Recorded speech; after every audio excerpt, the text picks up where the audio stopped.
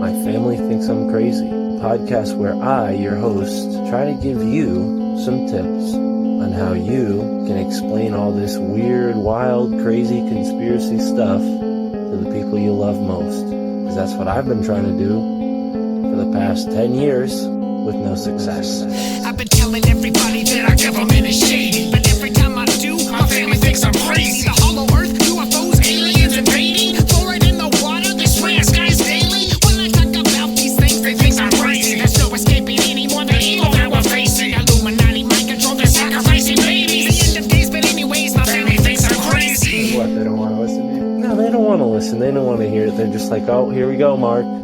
Off again with your... Mark being Mark again. Yeah. So, that's the thing about podcasts is when you're on the air, and it's like therapy, If I can't talk to my family about this stuff, I'll talk to you, Matt, and all our listeners. You'll just tell your whole podcast. Yeah. So who are we talking about today, Matt? They think that I'm crazy. They really think that I'm crazy. They really think that I'm crazy. My family thinks that I'm crazy.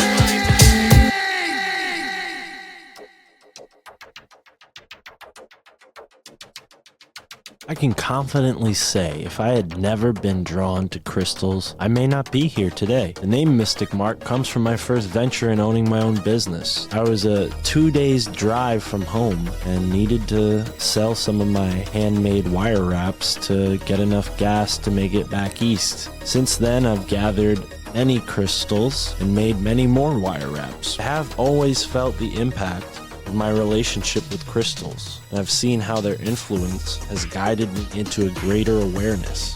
Here to help us all expand our awareness is Terrence Firestride, aka Jeff Hunt, aka the Mad Hatter, a man who has used crystals in conjunction with his knowledge of Hermetic science to overcome addiction and increase his vitality and abundance on all levels. I'm Mystic Mark, and thank you for listening to this episode of the My Family Thinks I'm Crazy podcast with the Mad Hatter.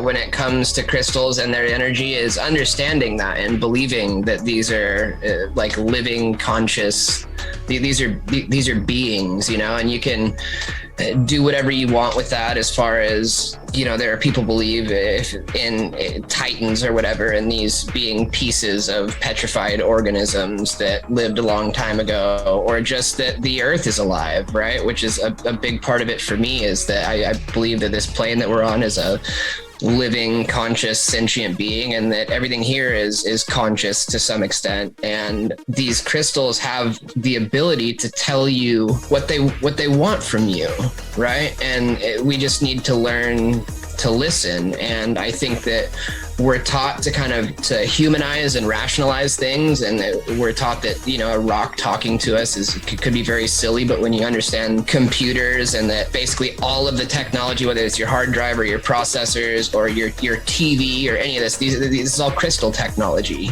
which is kind of what started the ball rolling for Marcel Vogel, was that he realized that if he can put energy and information into a crystal with a computer, and the human mind or the human brain is just an organic supercomputer, then why couldn't he do the same thing with his brain?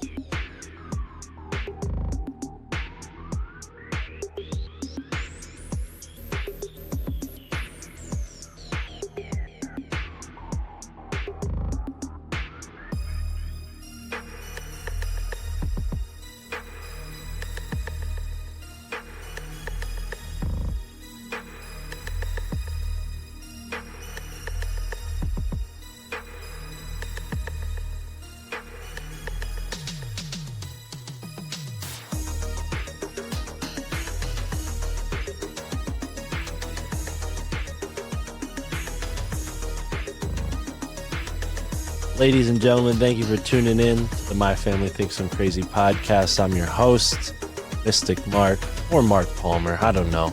I've been calling myself either one, and I feel a lot like Mystic Mark today because this man sitting in front of me is someone who shares my appreciation for crystals. He goes by the Mad Hatter on Instagram. His name is Jeff. What started you on this journey? Give us a little window into your life. Yeah, man. Long story, real short. I was raised orthodox, I guess is a good word. Half of my family was very Christian, and the other half, my stepdad was very Mormon. And so, like, I was kind of expected to be both, depending on which family I was around and who I was talking to, which was very confusing. I had to go to church a lot when I was a kid, and that just I never felt like I was. I don't know. It's hard to explain. It's not like I didn't like to be there. I just am the type of person that for me to understand something, like whether it's a system, like whether it's a roofing system or whether it's a religious system or whatever it is, like I have to be able to ask questions and kind of understand how that fits into my perspective. And once I understand something, like I can move forward with it. But I have a hard time participating in something that I can't wrap my head around. And usually questions is how I establish that. Which was not acceptable at Sunday school. You know, I remember my grandma just being super embarrassed more than once from me getting separated from the group for asking questions. And it was just like, this is the way that it is.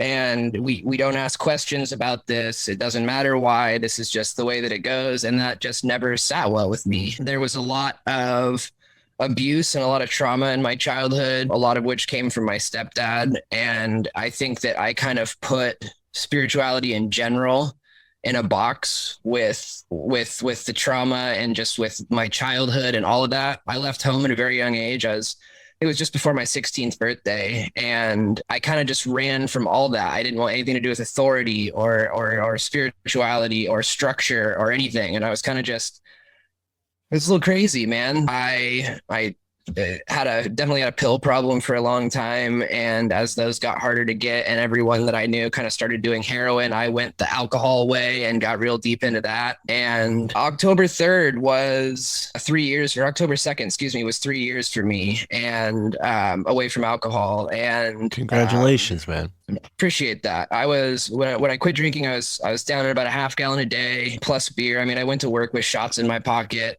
And it was a bad deal, you know, and I couldn't figure out how to be happy or comfortable in my experience or in my skin. And I kind of woke up and learning about a Saturn return a couple years after this kind of made it make a little bit more sense. But I just woke up one day and I was over it, you know. I realized I was in the exact same position that I was in when I was 15 years old. I made really good money, but I wanted to quit at 2:00 every day and get drunk, you know, and then I woke up and felt bad the next day. And so the only thing that made me feel better was to drink more, you know, and it was just this perpetual cycle and there was no growth. So I made some major changes, man. I got out of the relationship that I was in. I started searching for something bigger, that I needed purpose, you know, and I didn't know where to find that. And it took me a year to figure out that I had no clue who I was whatsoever, right? Like I had always, whatever I did was based on what my girlfriend wanted or what I thought I was supposed to do. Like I had no idea what I was interested in or what made me happy or why I was the way that I was or anything. And so that was a 1-year process, was just learning that I had no clue who I was or what I wanted. And then it took me a year from there to figure out that was okay to not know who I was or not know what I wanted, you know? And then it took me like another year to kind of figure out what I was interested in and who I was and what I wanted. And I stumbled on crystals and Hermeticism were probably the two things that really changed the most in my experience. But I kind of had this realization that like, I'm not a human being having a spiritual experience. I'm a spiritual being having a human experience. And that just kind of restructured everything for me. And finding Hermeticism and alchemy was a way for me to take accountability for the position that I was in, which was huge for me.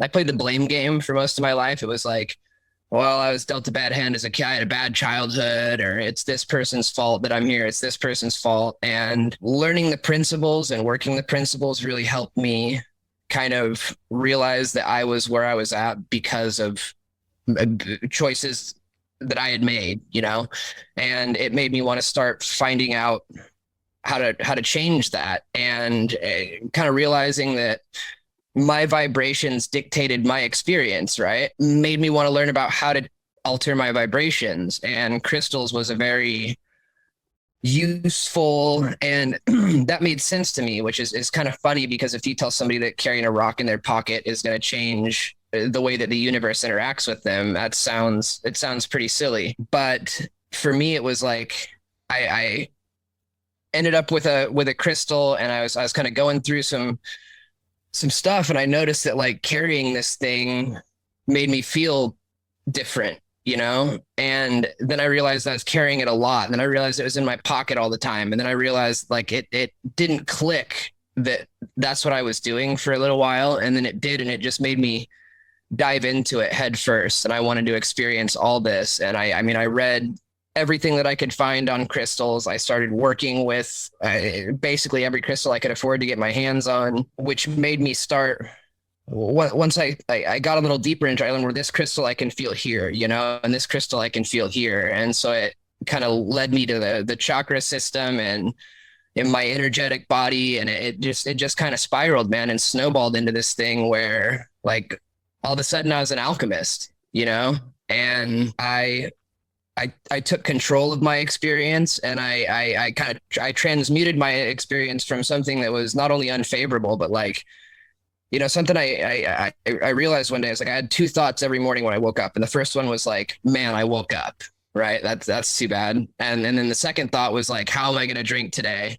Because I'm going to get sick if I don't. And that's not how I want to go out, you know? And so like realizing that I had come from that vibration to a vibration where I was excited every day when I woke up to go and learn and grow and expand and like start facing all these things that I had buried for 17 years, because it's hard to learn how to like process emotions at 30, right? Like a lot of people learn that when they're children or as teenagers. And I was just taught to either bury everything or punch somebody in the face. And those were like the two things that those like the two default settings, you know? So reprogramming my brain and my experience and learning how to control what was happening in my head, because what's happening in your head is going to happen, you know, in your life. And it never stopped, man. I do a lot of shadow work. I still try to grow and learn every single day. I'm not anywhere near done, you know? And about a year ago, I kind of decided that maybe I could try to help some other people find,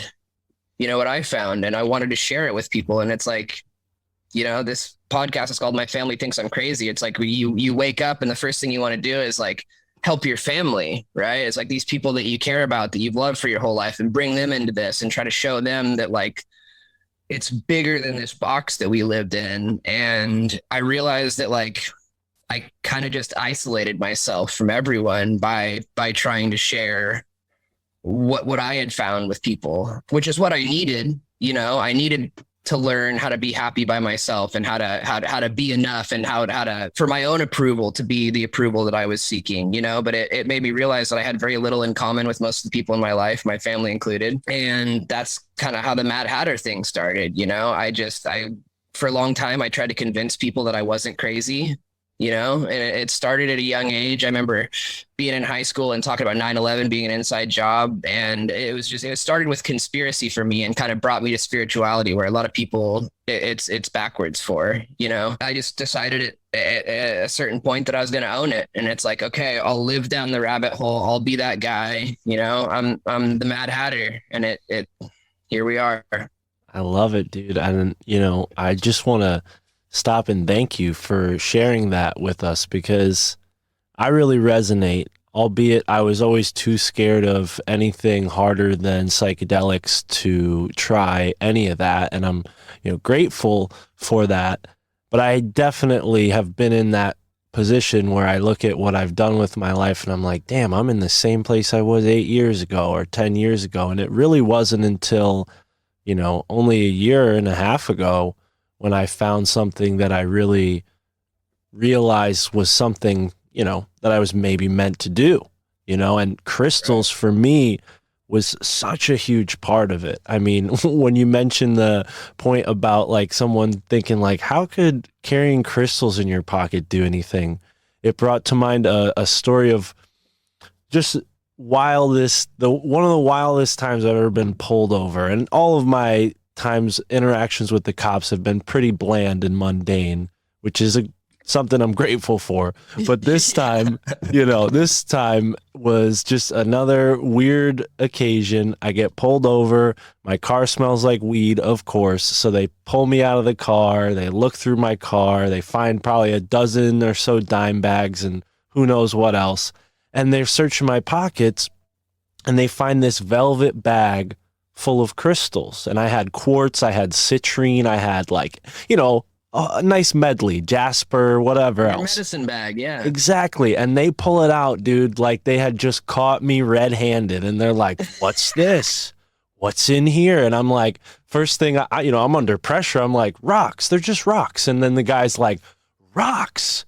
What kind of rock? You smoke, yeah. Yeah. And I'm like, no. They're crystals. They're crystals. And they're crystals? They're like, I'm like, no. Pebbles, man, stones, like the kind in a river and shit. Like, come on, man. They're just rocks. And then they like take the crystals and pour them on the, trunk of my car. They're falling all over the place. I'm like, God damn. And they're like, oh, what are you, some kind of hipster or something? And I'm like, what the hell? You guys don't even have your references right. Hippie is what I am, motherfucker. So, dude, I've been there. And yeah, the crystal thing for a while was a really big indication for normies that I was not one of them, which was cool because it helped me. On the East Coast, there's really not a lot of hippies, honestly. I'm in Connecticut. So it helped me find, similar people in a crowd of mostly strange, normal people who think they're normal. But yeah, for the most part, crystals just seem to be something that if you're not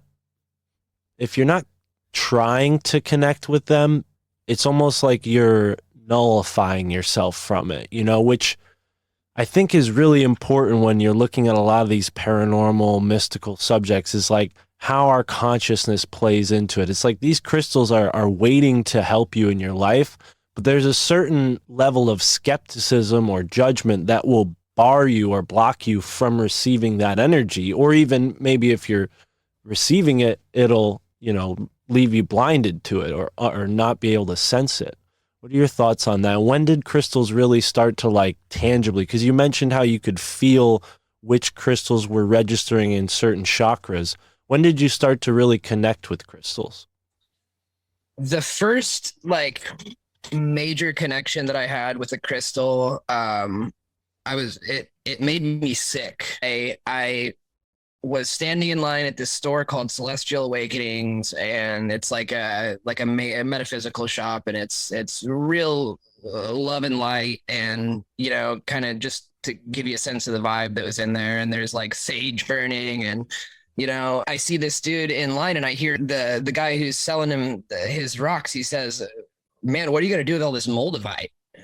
And just hearing the word Moldavite really, really rang true in my head. And I felt it in my body for some reason, and I'm like, wait, what's Moldavite? Now you got to tell me about this, and the guy's basically telling him to be careful with this. And he's like, oh, you never heard of Moldavite? It's right here, and he put it in my hand, and I just turned red, and I got hot, and I was sweating, and I was like, okay, I need that. I need that, right? I'm taking that home, and basically tells me to be careful with it. He's like, just and I'm like, yeah, I'll be careful, dude. It's a rock, right? And I'm super skeptical, and I was kind of blown away by the way that I reacted to it, but I'm thinking this is like placebo. This is me.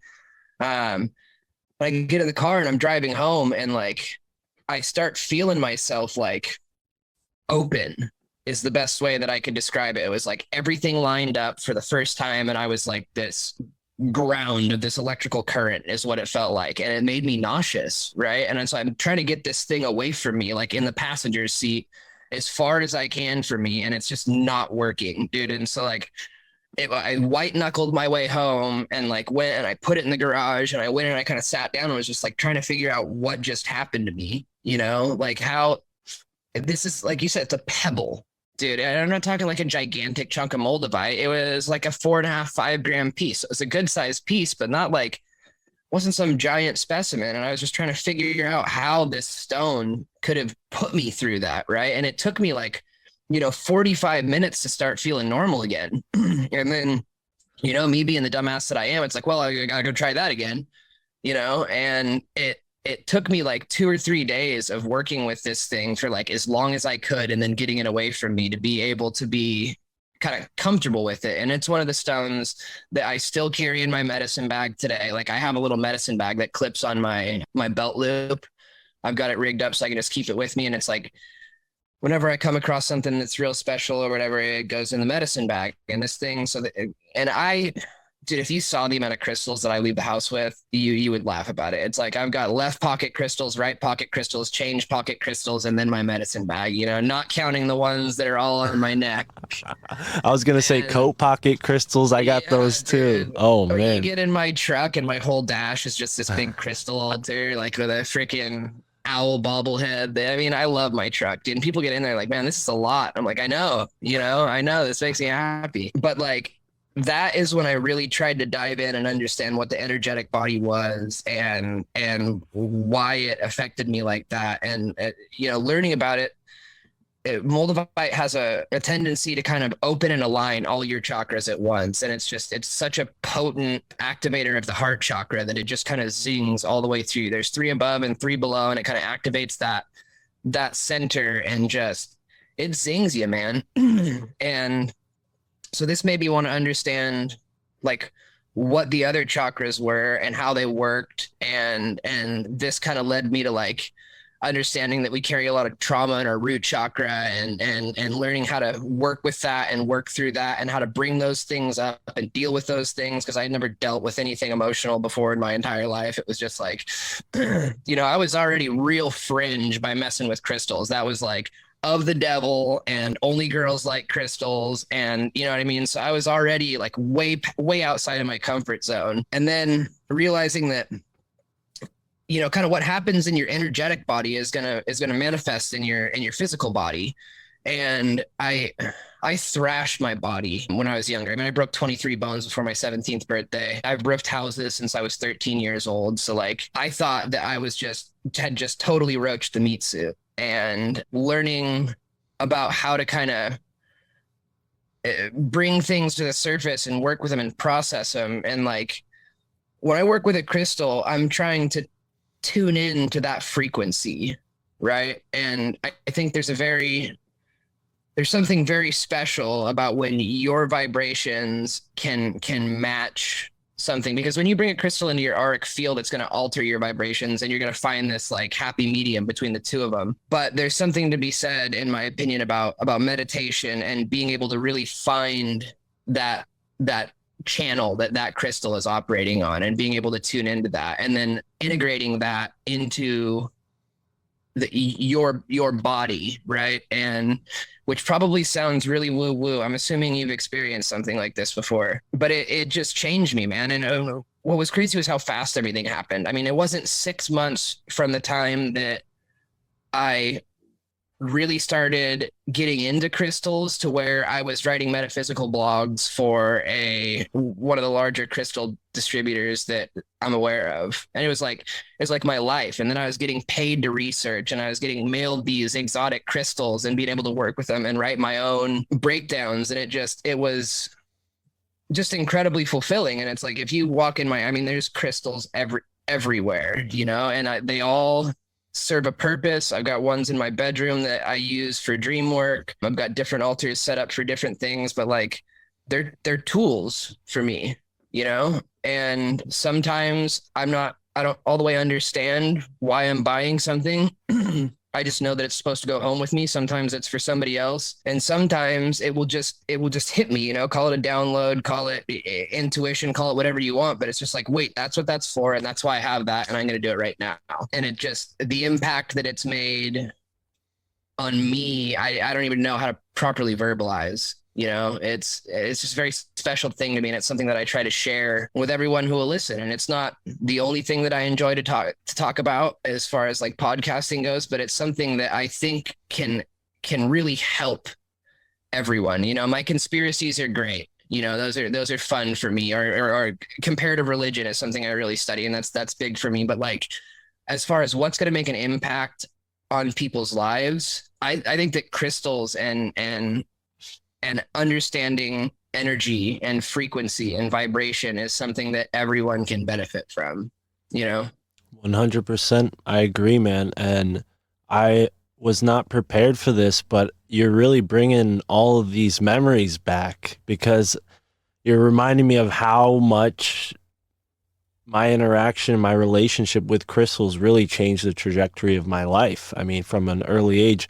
I talk a lot about my experiences in New Haven, Connecticut, and how I dropped out of community college and just started working whatever job I could get that I, didn't force me to lose what I loved about life, because being a full-time stoner, you can't get a job, at least in 2013, you'd have to find a job where they don't drug test you. And sadly, that didn't leave me with many options besides being a delivery driver. But really a big reason why I dropped out of community college was because some friends that I were hanging out with gifted me crystals and brought me to a crystal store. And man, I probably brought home thousands of dollars worth of crystals from that place over the past 10 years, just because I've, religiously at some points would go in there and just feel my way through the store, and let the right ones jump out, and that's what I would bring home. And,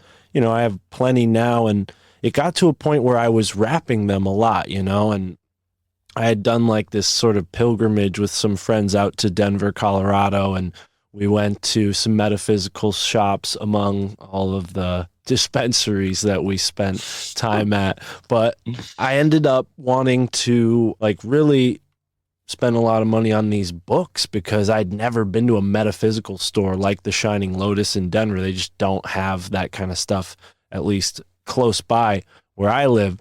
So I spent all this money on these books, and then I'm like, shit, how the hell am I going to get home? I need money to eat. We need money for gas, So I'm like, I've been wrapping these crystals for a little while. I could make a few dollars selling them.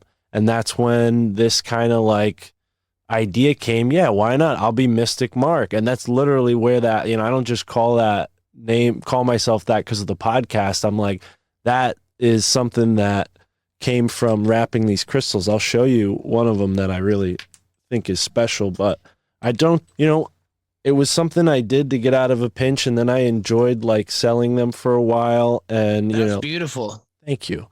And I had an Instagram page and I would sell some, but I really, over time, I got to this point where I felt like what I was doing wasn't in right relationship with the crystals, and I stopped wrapping them. And now I have plenty wrapped that I've just, I can't sell them. I love them. I don't want to sell them. I made a few recently because I wanted to get back into it. But I wonder, as someone who clearly is very well versed in crystal energy, what do you think may have caused that? Because I've always wondered why that happened. The only piece of Moldavite I ever had fell off of my lap. I guess I was getting out of my car or something. It was on my lap, hit the road, and I didn't see it because it was nighttime. And then the next morning I come by and look in the front drive, and my Moldavite necklace had been crushed by a car. And I took that as a really, bad sign, a bad omen. Like a friend had gifted me that Moldavite. So that was kind of the end of my crystal wrapping for a couple years. And yeah, I wonder what your thoughts are on that.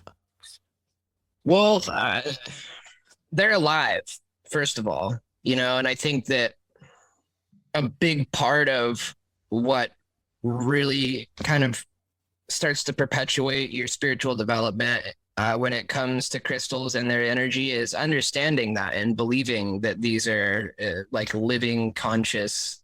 These are beings, and you can do whatever you want with that. As far as there are people believe that in titans or whatever, and these being pieces of petrified organisms that lived a long time ago, or just that the earth is alive, right? Which is a big part of it for me, is that I believe that this plane that we're on is a living, conscious, sentient being, and that everything here is conscious to some extent. And these crystals have the ability to tell you what they want from you, right? And we just need to learn to listen. And I think that we're taught to kind of to humanize and rationalize things, and we're taught that, you know, a rock talking to us could be very silly, but when you understand computers and that basically all of the technology, whether it's your hard drive or your processors or your TV or any of this, these is all crystal technology, you know, which is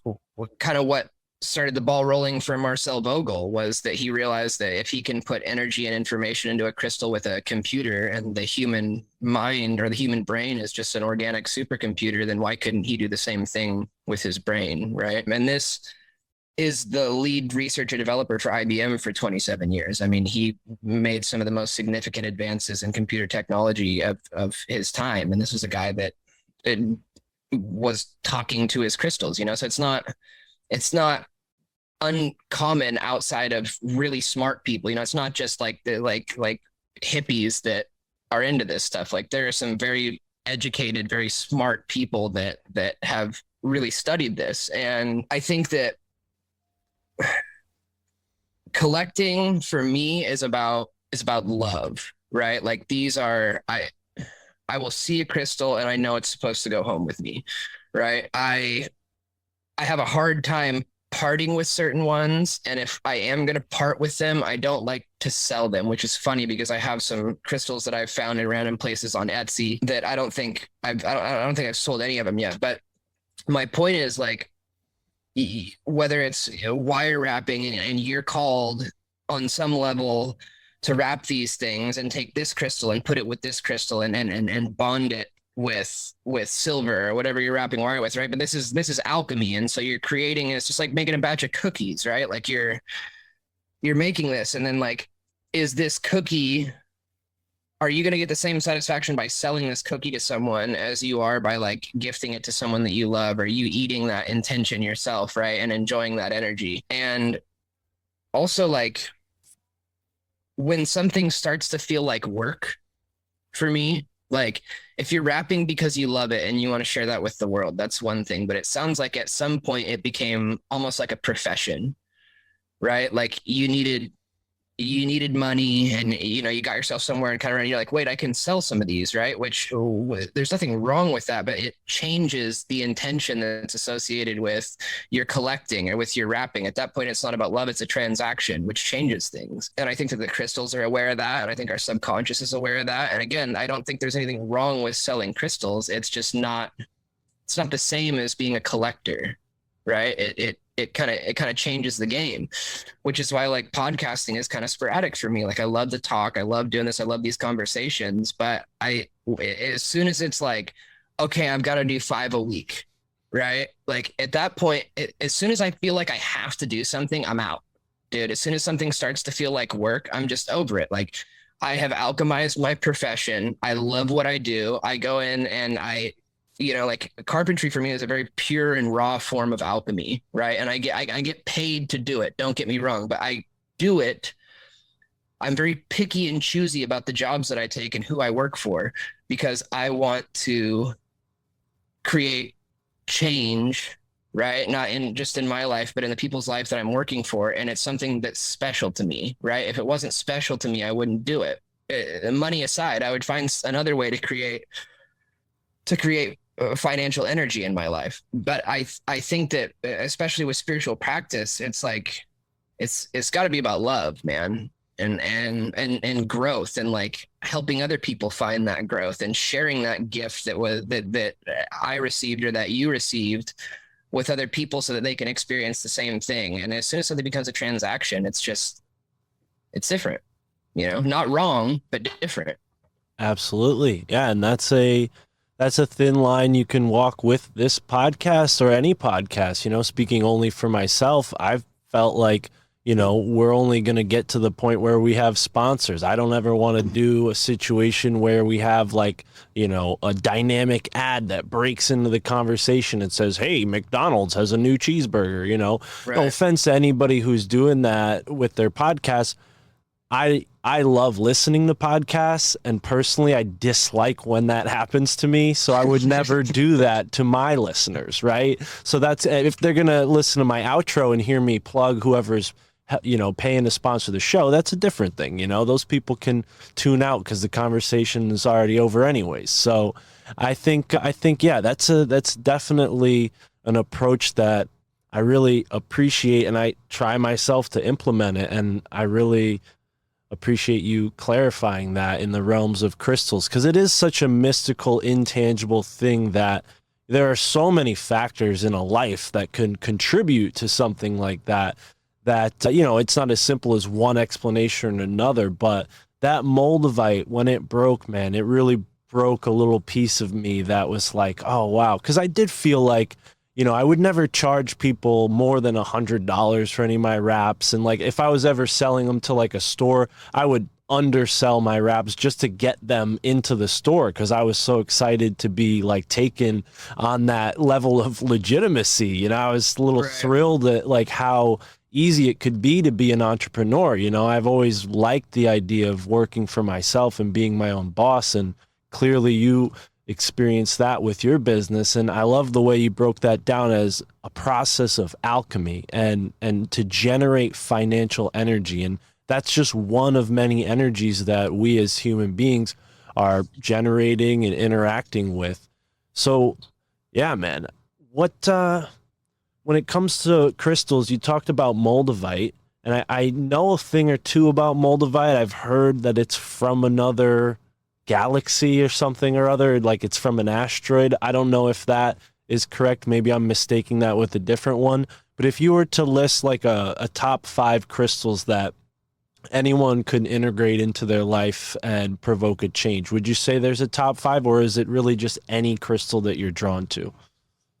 On the Moldavite, we're told that it was 14.8 billion years ago, or 14.8 million years ago. It was actually the collision that created the Bohemian Plateau in the Czech Republic. And we're told that it impacted with such great force that it penetrated the crust and actually entered the magma core. And actually, that was one of the things that created one of the alleged pole shifts that we've experienced as a planet, which doesn't fit into all Earth models, but that's what we're told. As far as 5 crystals, I can tell you my favorite 5 crystals, but something that, like, the question that I get asked most often is like, by people that are interested, is like, okay, so what crystals should I start with? Right. And that's something that is really hard to answer, because just like we all metabolize food differently, like crystals are going to affect everyone different. And you can study general metaphysical properties, right?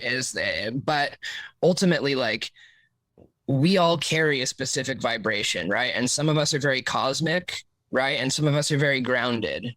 And there's nothing wrong with being either way. And what I've found is that typically, like, if someone is a very grounded individual, they're going to want to work with crystals that carry a higher vibration, which I believe is the subconscious trying to activate that heart space, right? Like, if you're up here, you're going to be drawn to stuff that's down here and kind of meet in that middle, and vice versa. As far as crystals that I think everyone could benefit from that I enjoy working with, there are some really basic ones, right? Like Black Tourmaline, for example, is very good as far as eliminating negativity, right? And it's interesting because it can strengthen your immune system. It can give you physical energy. It's very good for cleansing the energetic body. It's good for a lot of things, and it's very available. It's very affordable, and it's one of those ones that everyone should have. Another one, and I know we're down in the root right now, but I think that everyone carries trauma, right? Everyone. And it doesn't matter, like, it doesn't matter comparing childhoods, right? Like, you can't say, well, my childhood wasn't as hard as theirs, right? Because all we have is our childhood, and that's our perspective. And so, like, even if the worst thing that ever happened to you as a kid is you didn't get a pony on your 7th birthday, like, that traumatized you, right? Because that was the worst thing that you could imagine happening, right? And our realities are just that. Like, the only normal that we know is our normal, right? And so whether it was you got screamed at or whether you got your ass kicked like I did, like, we all carry trauma from our childhood. And we're taught, like, as a culture to bury it. There's a lot of stigmas around like talking to someone, which I think that everyone should do. And there's been people before where I'm like, man, have you ever thought about talking to somebody? And they're like, oh, you think I need blah blah blah, and they like freak out. And it's like, I think that everyone should, whether it's a shaman or whether it's a shrink or whether it's like, we can all benefit from having a safe place to bring our shit to, right? Like it's just as simple as that. Somebody to listen, right, objectively, who might know a little bit more about whether it's psychology or whether it's spirituality or whatever you're struggling with. Like there's always someone. It's the ego that tells us that's not okay, right? And another really good crystal that I think that everyone should is Shungite, right? And there's 3 different kinds of Shungite. My personal favorite is called Noble or Elite Shungite, which is like 92 to 99% coal, basically, or carbon.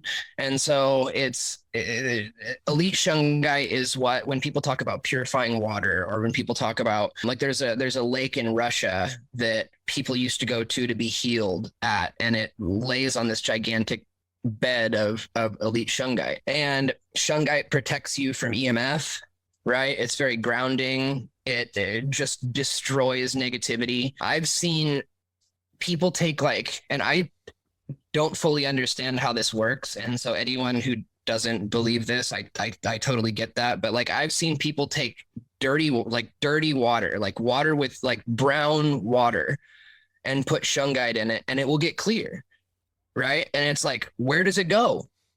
You know what I mean? Like, is the rock sucking it? Like, I don't understand how that happens at all. But like, if you're in a survival situation, right, and you have some Shungite and you got to drink out of a mud puddle, like it takes time. But like, I have Shungite all the time, you know, and it's not about any one thing. You know, they make really cool pads that you can stick on your laptop or that you can stick on your phone, because EMF is like very real. You know, yeah, that's another thing that I hope we get to talk about a little bit before we're done is Orgonite. Wilhelm Reich he's my dude, man. The 2 people that probably impacted my life the most as far as historical, maybe 3, right? I got Tesla, Marcel Vogel, and Wilhelm Reich are my big 3. As far as crystals though, clear quartz, right, is very special to me. There you go. Specifically Lemurian, if you can find Lemurian quartz. It's called the Record Keeper. It's great for facilitating downloads, right? And again, quartz crystal is what we use to make hard drives. Like that is what we store information on. So quartz is also very special because it can be programmed. It carries a very almost identical frequency to water, right? And which is what we are and what the earth is, and what, you know, water is a very special thing. And after reading about the work that Dr. Emoto did and communicating with water and how all that works, like, you can program your quartz to do basically whatever you need it to. You could program a quartz crystal to act like a piece of Moldavite if you wanted to. It's that malleable. That's 3. Amethyst is great, right? And I know I'm naming crystals that are kind of run of the mill, but these are all available, and they all made a very large impact on my life. Amethyst is like a reset button, right? Which is why it was so helpful for me when I was going through the stuff that I was going through. That was my first crystal, was a chunk of chevron amethyst.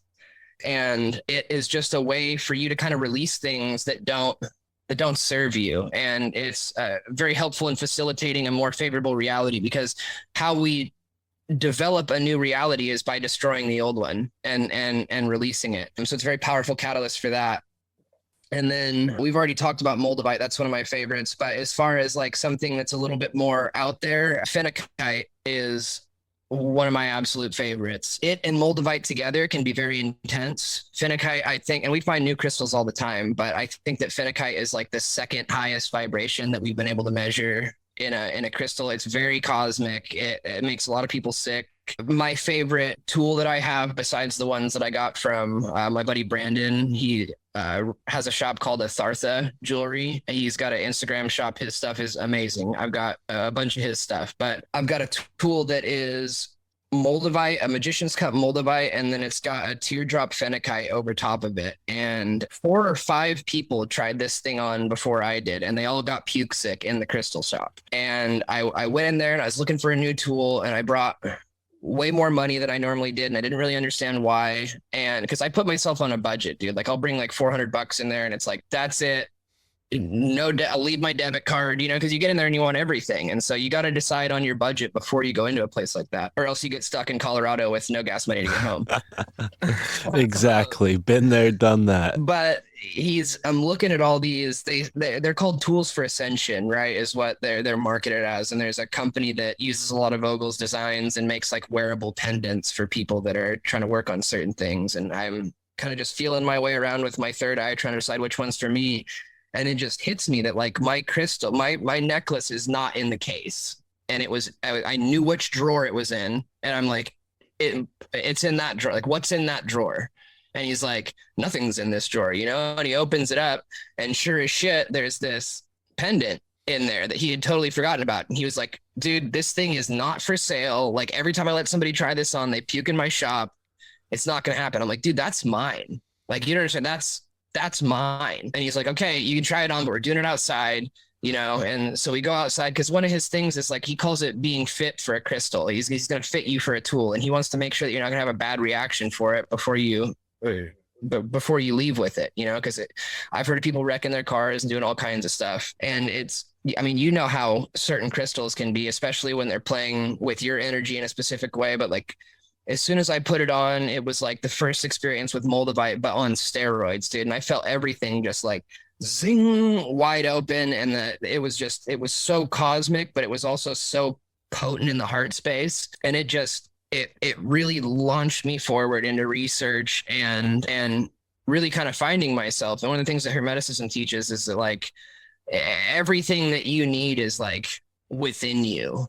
Right. And so I had spent all of this time trying to find all these external things that could make me grow or make me smarter, or spent just hundreds of hours researching. Right. And then this is the crystal that kind of really inspired me to start looking in for that growth and realizing that I could learn things without necessarily reading things. You know, you'd call it gnosis as opposed to knowledge. You could call it downloads. I've heard it called all kinds of stuff, but like we all have this intuitive sense of knowing, right? And if you ask the universe, it's going to give you answers, right? But that belief is a big part of it, as far as like you have to trust in yourself and trust in the universe and trust that this knowing that you're getting is real, right? And I spent a lot of research hours trying to prove to myself like what I already knew, you know? And that's not to say that research isn't important, but that tool specifically really made me start to look in as opposed to out. And by looking in, I was able to make a greater impact on the outside, you know, outside of my experience, you know, the micro is the macro and such, but as within, so without. You know, that's what started that process for me.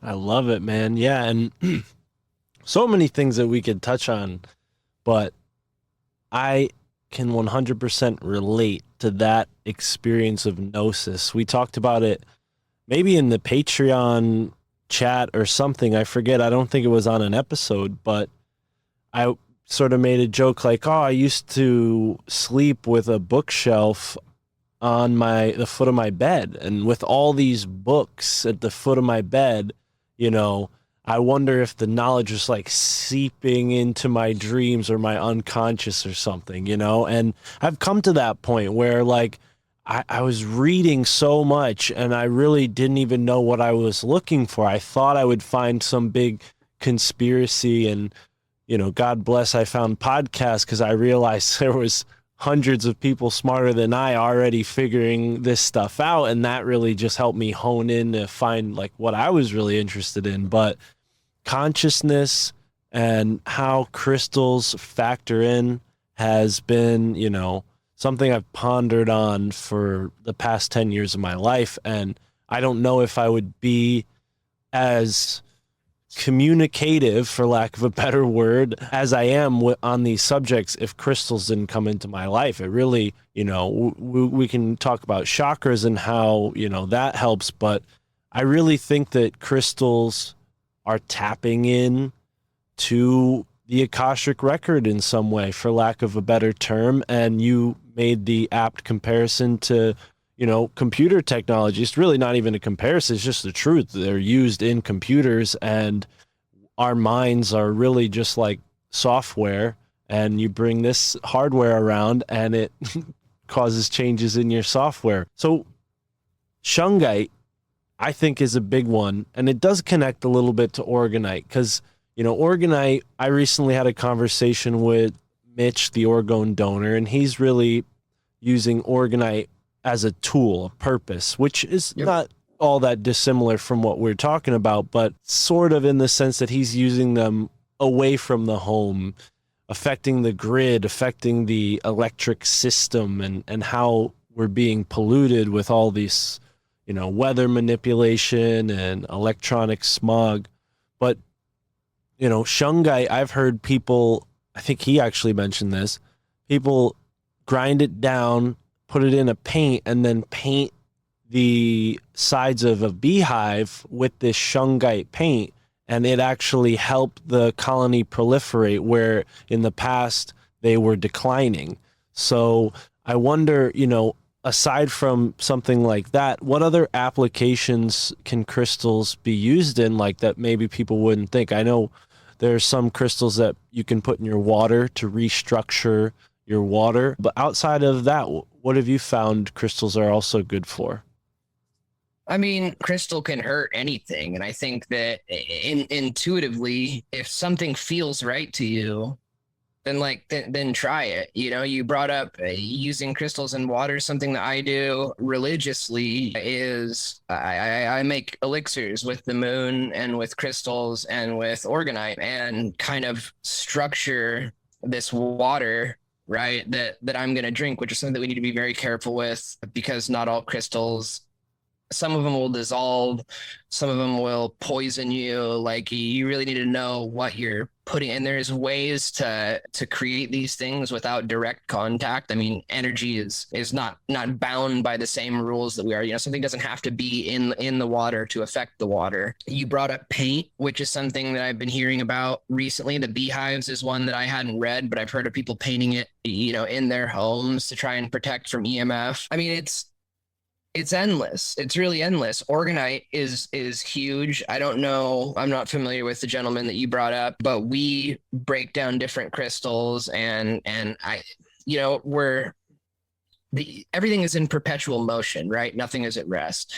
And I think that there's something to be said about suspending something with energetic properties in, a resin or in some sort of medium that is going to kind of create this sense of rest, right? And the Orgonite that we make is designed to basically draw this energy in from the top, and then we use different layers to restructure the energy before it ends up at the bottom, right? And different Orgonite can be used for different things. You can have some that are going to keep you grounded, or some that are going to keep you in your crown chakra. I've got one that my good friend of mine calls the alien cell phone. It's like I bring it into sensory deprivation with me, and I get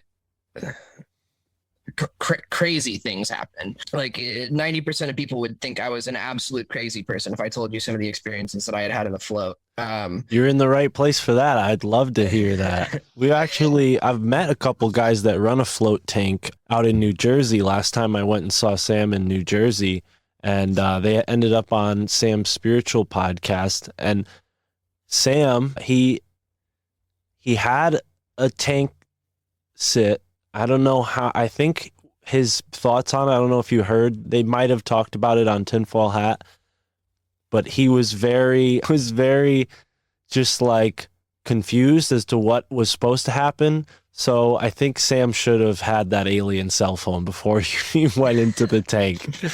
Well, and it's not supposed to be anything, right? I think that it's one of those things where you kind of get back what you put out, and it's very intention based. Like I went in because I have a very busy mind, right? So if I try to meditate, for example, I'm trying to create void, right? I'm trying to release things and create this void to be populated by new things, whether it's ideas or I'm trying to release the stuff that doesn't serve me and create room for stuff that does. And so I sit down and really try to drop in, and it's like what am I going to have for dinner tonight?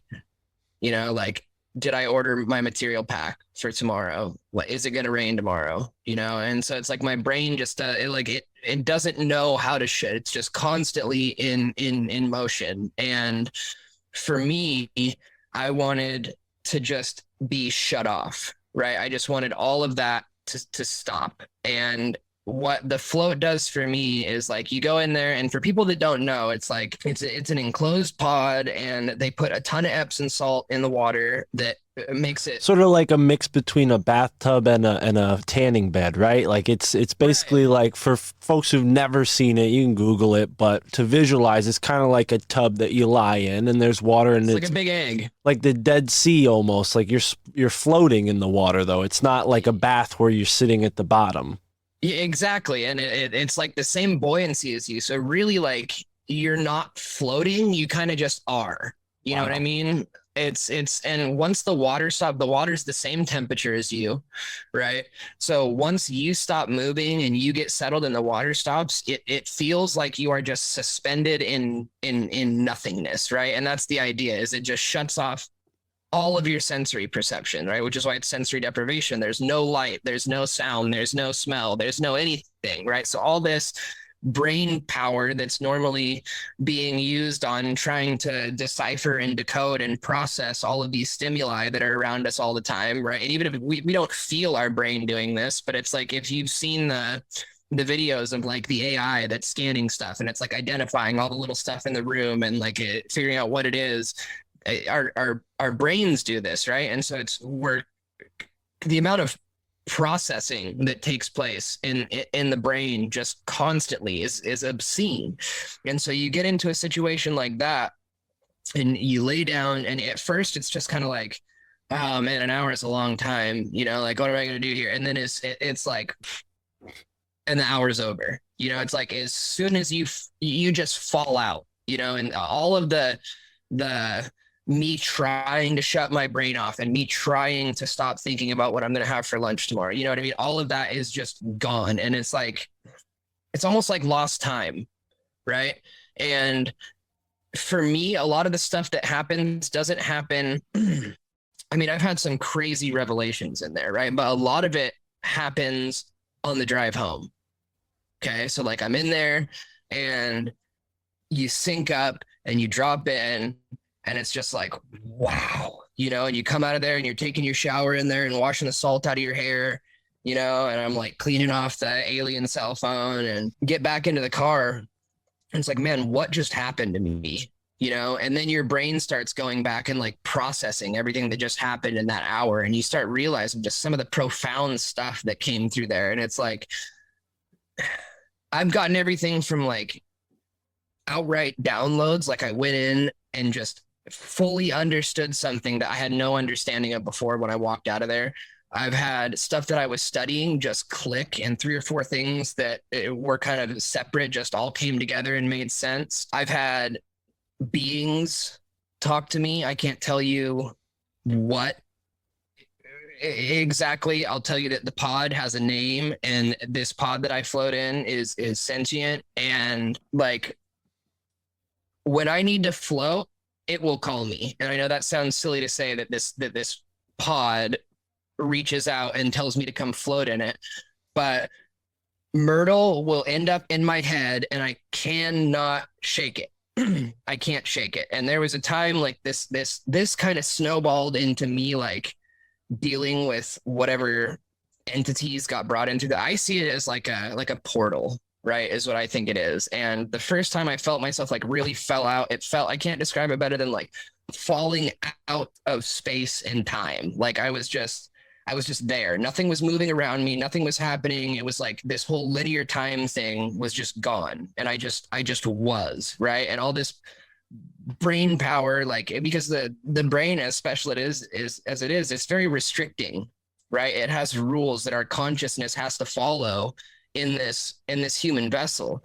And when you have an out-of-body experience, whether it's in the dream state or astral travel, all these rules go out the window because you're this infinite being at this point, right?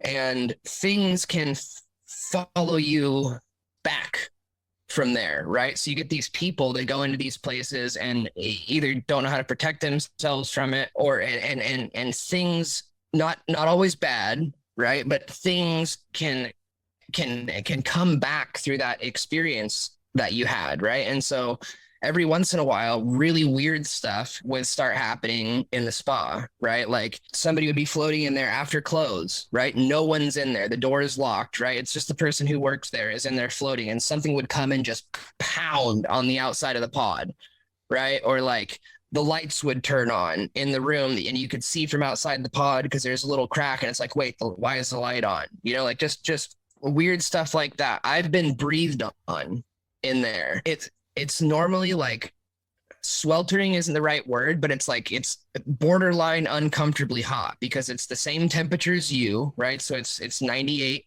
degrees or whatever the water is, and you're enclosed, so there's no way for your breath or the steam or anything to go out. So it's like it's warm in there, right? And there's been times where it just got bone cold to where I was just frozen and something slapped the water in the pod that I was in there with. I mean, like, I've had some crazy experiences, and people that aren't into the stuff that I'm into, they don't go in there to talk to freaking interdimensional beings. You know, they go in there to float because it's relaxing or because it's good for your back, or a multitude of other reasons that people choose to float. But they'll come out and be like, somebody pounded on the pod while I was in there, you know, and they're like, nobody went in your room. Like, people will be upset. They got to show them the cameras that like nobody went in there. I mean, these normal people will have these crazy experiences in there.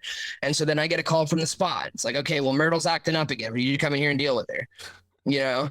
And so I ended up being this on-call, like, dealer with of weird entities that got brought back, you know, through the pod.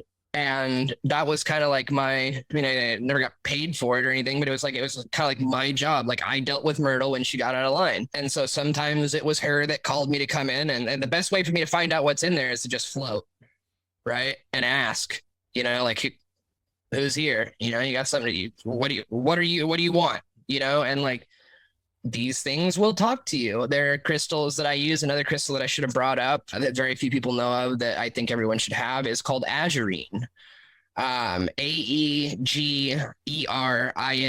And it's harder to get now because all the mines are closed. And so whatever is out there is out there. We can't mine anymore. There's a ton of it out there, but like, people are holding on to it. I have what you could call a small stockpile. It looks kind of like a combination between like a kyanite and a tourmaline kind of thing when it's rough. Some of the pieces, the real high-end pieces, are very shiny and smooth, and they can be in like hexagonal cylinders that are really cool, but it prevents attachment, entity attachment, attachments of any kind, right? And so if I'm going to go in there and deal with something that I think is nasty, like, I'm going to keep a piece of that with me.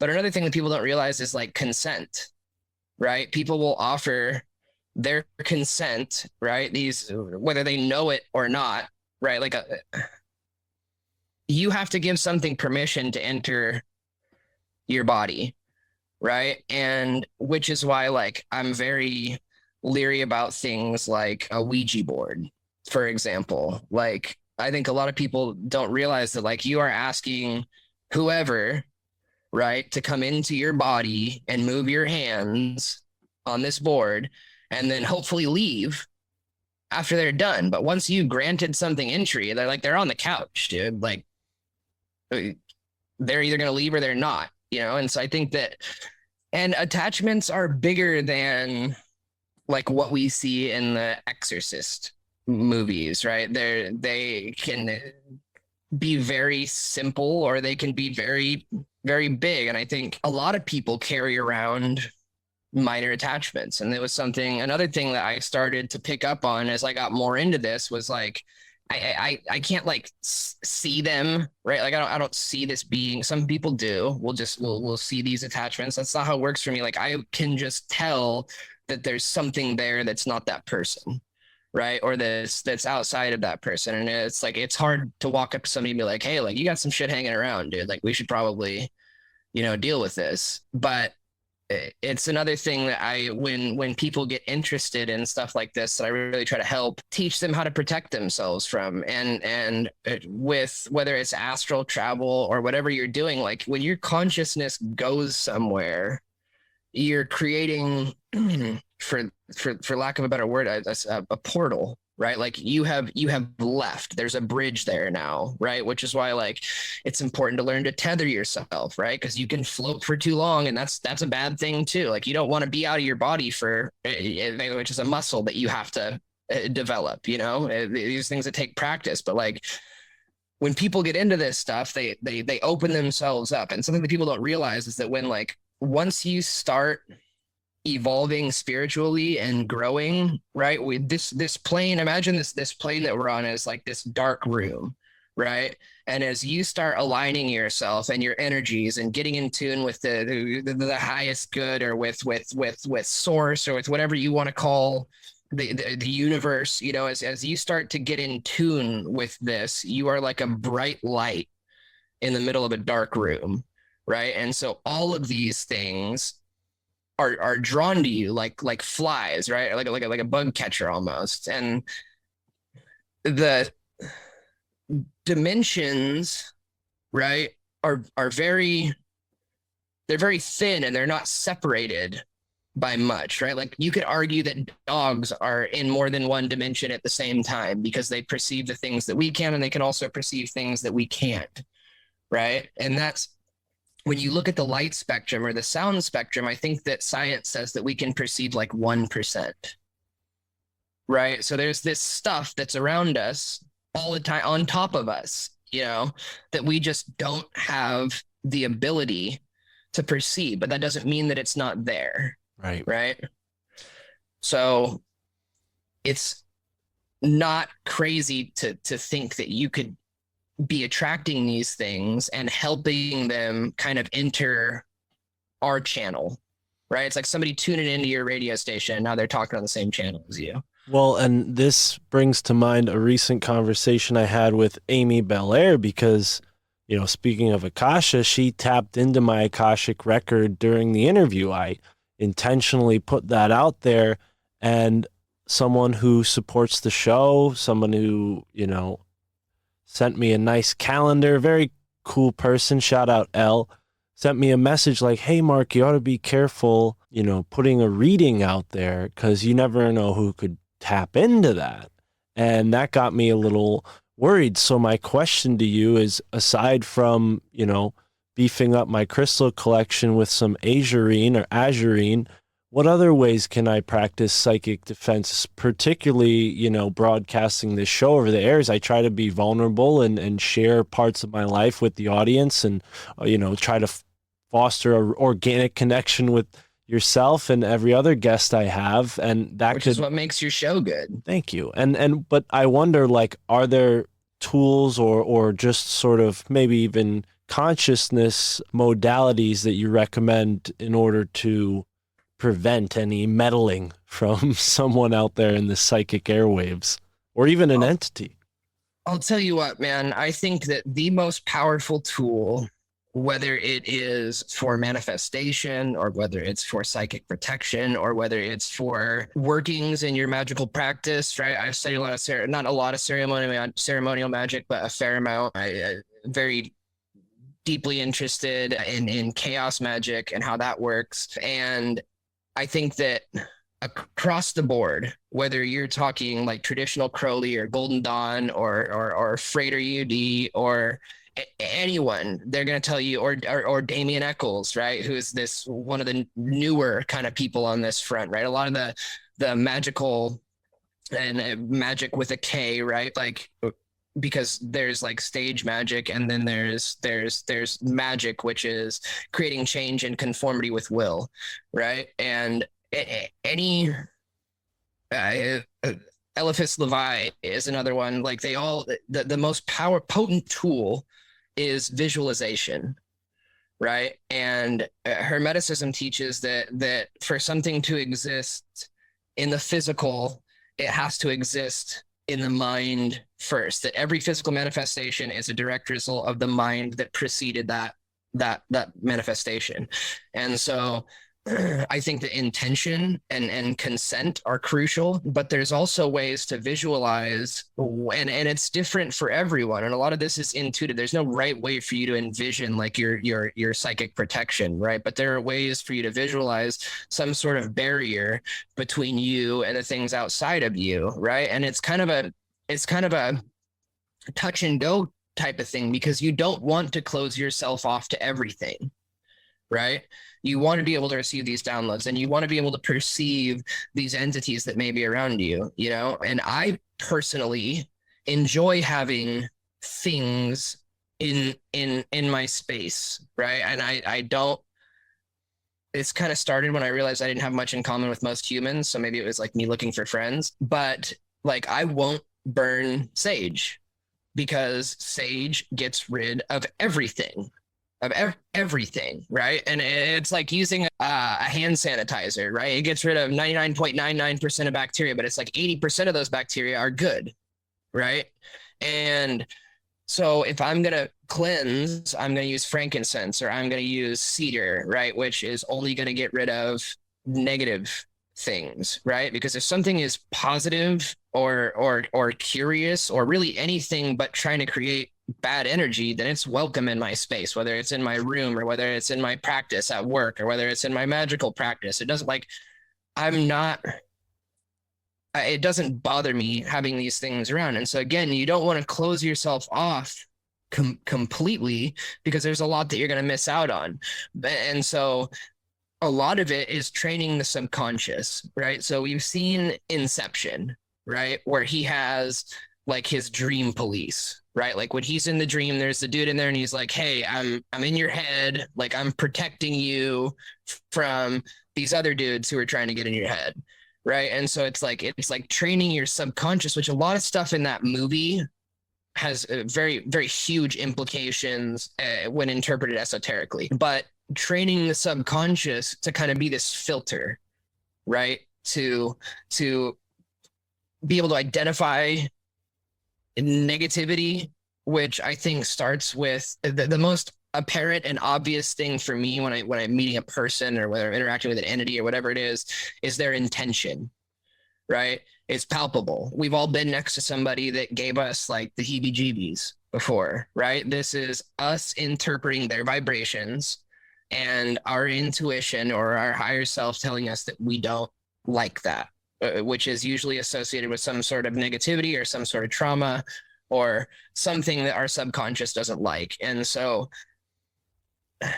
I, as a child, I started perceiving intention. Okay. Some people see auras, some people see, different people have different gifts, right? What I started struggling with, and this was a struggle for me because every time I talked to somebody about it, I was told I was crazy, but I could feel someone's intention, right? And it's hard to verbalize it better than that, but I would feel it like it was mine. Okay, so I would get next to somebody and like imagine having a fantasy, right?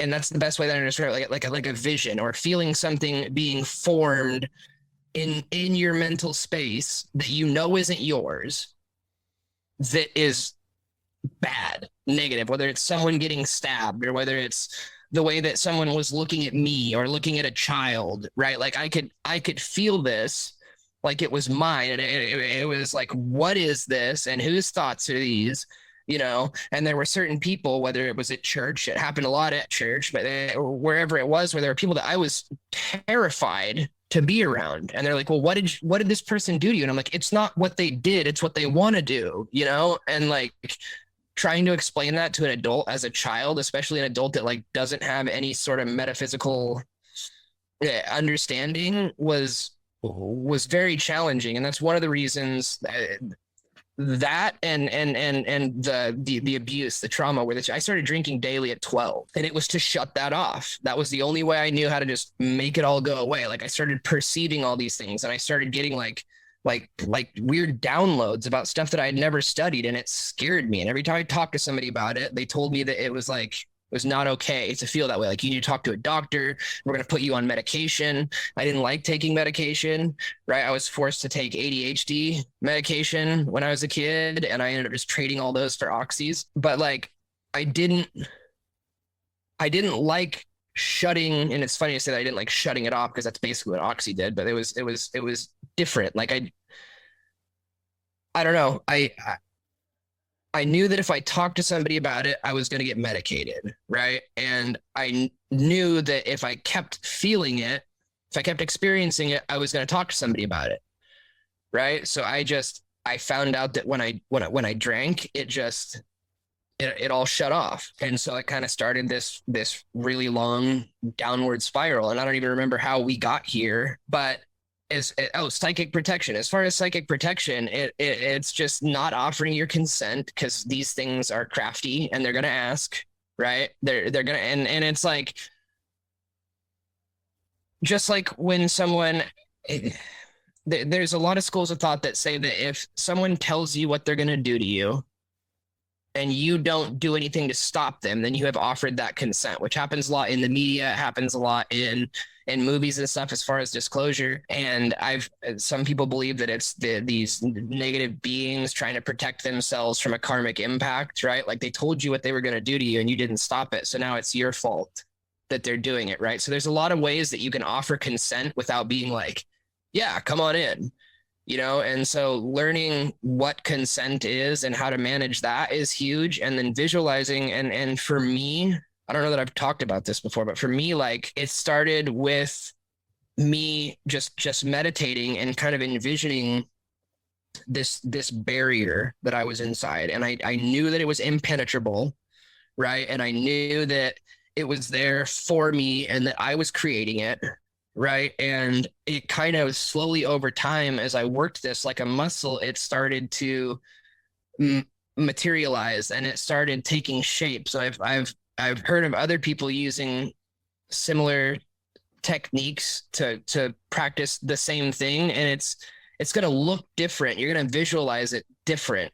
Each person is. For me, it's rings that spin, and they spin really fast, and it creates like a sphere, and it's there, and I know it's there all the time. And for like a year, it was this constant walking meditation. No matter what I was doing, I was visualizing this sphere that was around me all the time. I'm writing up a material order and I'm thinking about this sphere. Like, it was just constant, right? And I programmed my subconscious to know that thing was there all the time. And if for no other reason, me believing that something is there, right, and believing that it's protecting me is going to protect me. Like, we all know how powerful the placebo effect can be, and I'm also not operating in a vibration of come get me, right? I'm operating in a vibration of like, you cannot touch me, right? And just like bullies in school, these entities want to feed off of low vibration, easy targets. They don't want to work for this, right? And so once you've taught yourself and your subconscious and you've built this belief, you're going to vibrate that, and shit's going to leave you alone. Boom.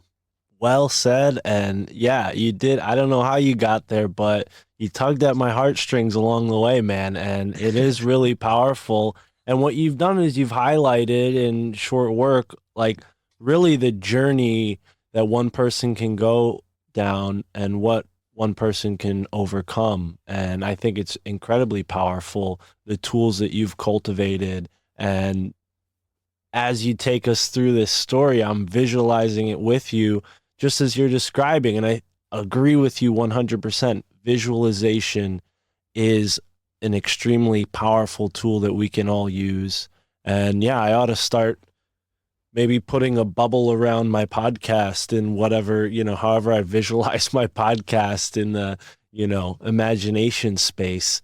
And yeah, it's one thing to talk about crystals and what they can do, but unless you've really experienced the shift in consciousness yourself, it's hard to explain. So for anyone listening who might be like, oh yeah, but you can't prove it, too bad. You know, like we might not be able to prove some of these things, you know, and I think experience proves that, at least in your case and in mine, that things like crystals, not limited to crystals, metaphysical practices and philosophies in general can make an incredibly beneficial impact on someone's life, despite the fact that it may make your family think you're crazy, which tends to be the case more often than not, even, you know, coworkers and all the rest. But you talked about doing quite a bit of conspiracy research, and you mentioned conspiracy led you to spirituality. Is that correct, or am I vice versaing that? No, conspiracy absolutely led me to spirituality. But what were some of 100%. the big conspiracies that woke you up? Maybe some that we didn't get to touch on today, because obviously the realms of consciousness and just reality itself and what crystals can show us is enough to wake you up. But were there any like particular events or particular, like, you know, cases, whether assassination or corruption, that really woke you up, or anything that you particularly like to research? There's like, I mean, there's the big ones as far as like JFK and 9/11 and, you know, the Bay of Pigs and stuff like that. But what really, like, at some point you realize that like everyone's trying to kill me, right? And everyone's lying to me, like whether it's the food that I'm putting in my body, or like the cell phone that I'm carrying on me, or like the water that I'm drinking, or the prescriptions that they're writing me. Like literally everyone is trying to kill me, right? And nothing that is being told to me is being told to me to help me, right? You realize at some point where like there's this construct, right? And you could call it the matrix, you could call it whatever you want, but there's this construct that's been built, right? And at the root of every conspiracy, I think, and this is how I kind of found spirituality with it, is you, right? And you knowing how special you are. Okay. And like whether it's an earth model, you know, and I did a ton of research on flat earth. I think that the flat earth community is very intelligent and they make a lot of good points. I'm not a traditional heliocentric guy or a flat earth guy. I'm a lot more interested in like cellular cosmology, very interested in the crater earth model, which there's not very much on there or out there about it yet, but it's very intriguing to me. It makes a lot of stuff makes sense, and a lot of stuff that ties into Hermeticism and my spirituality, right? And so that's a lot of fun for me. But like we're told that we're just this cosmic accident, right?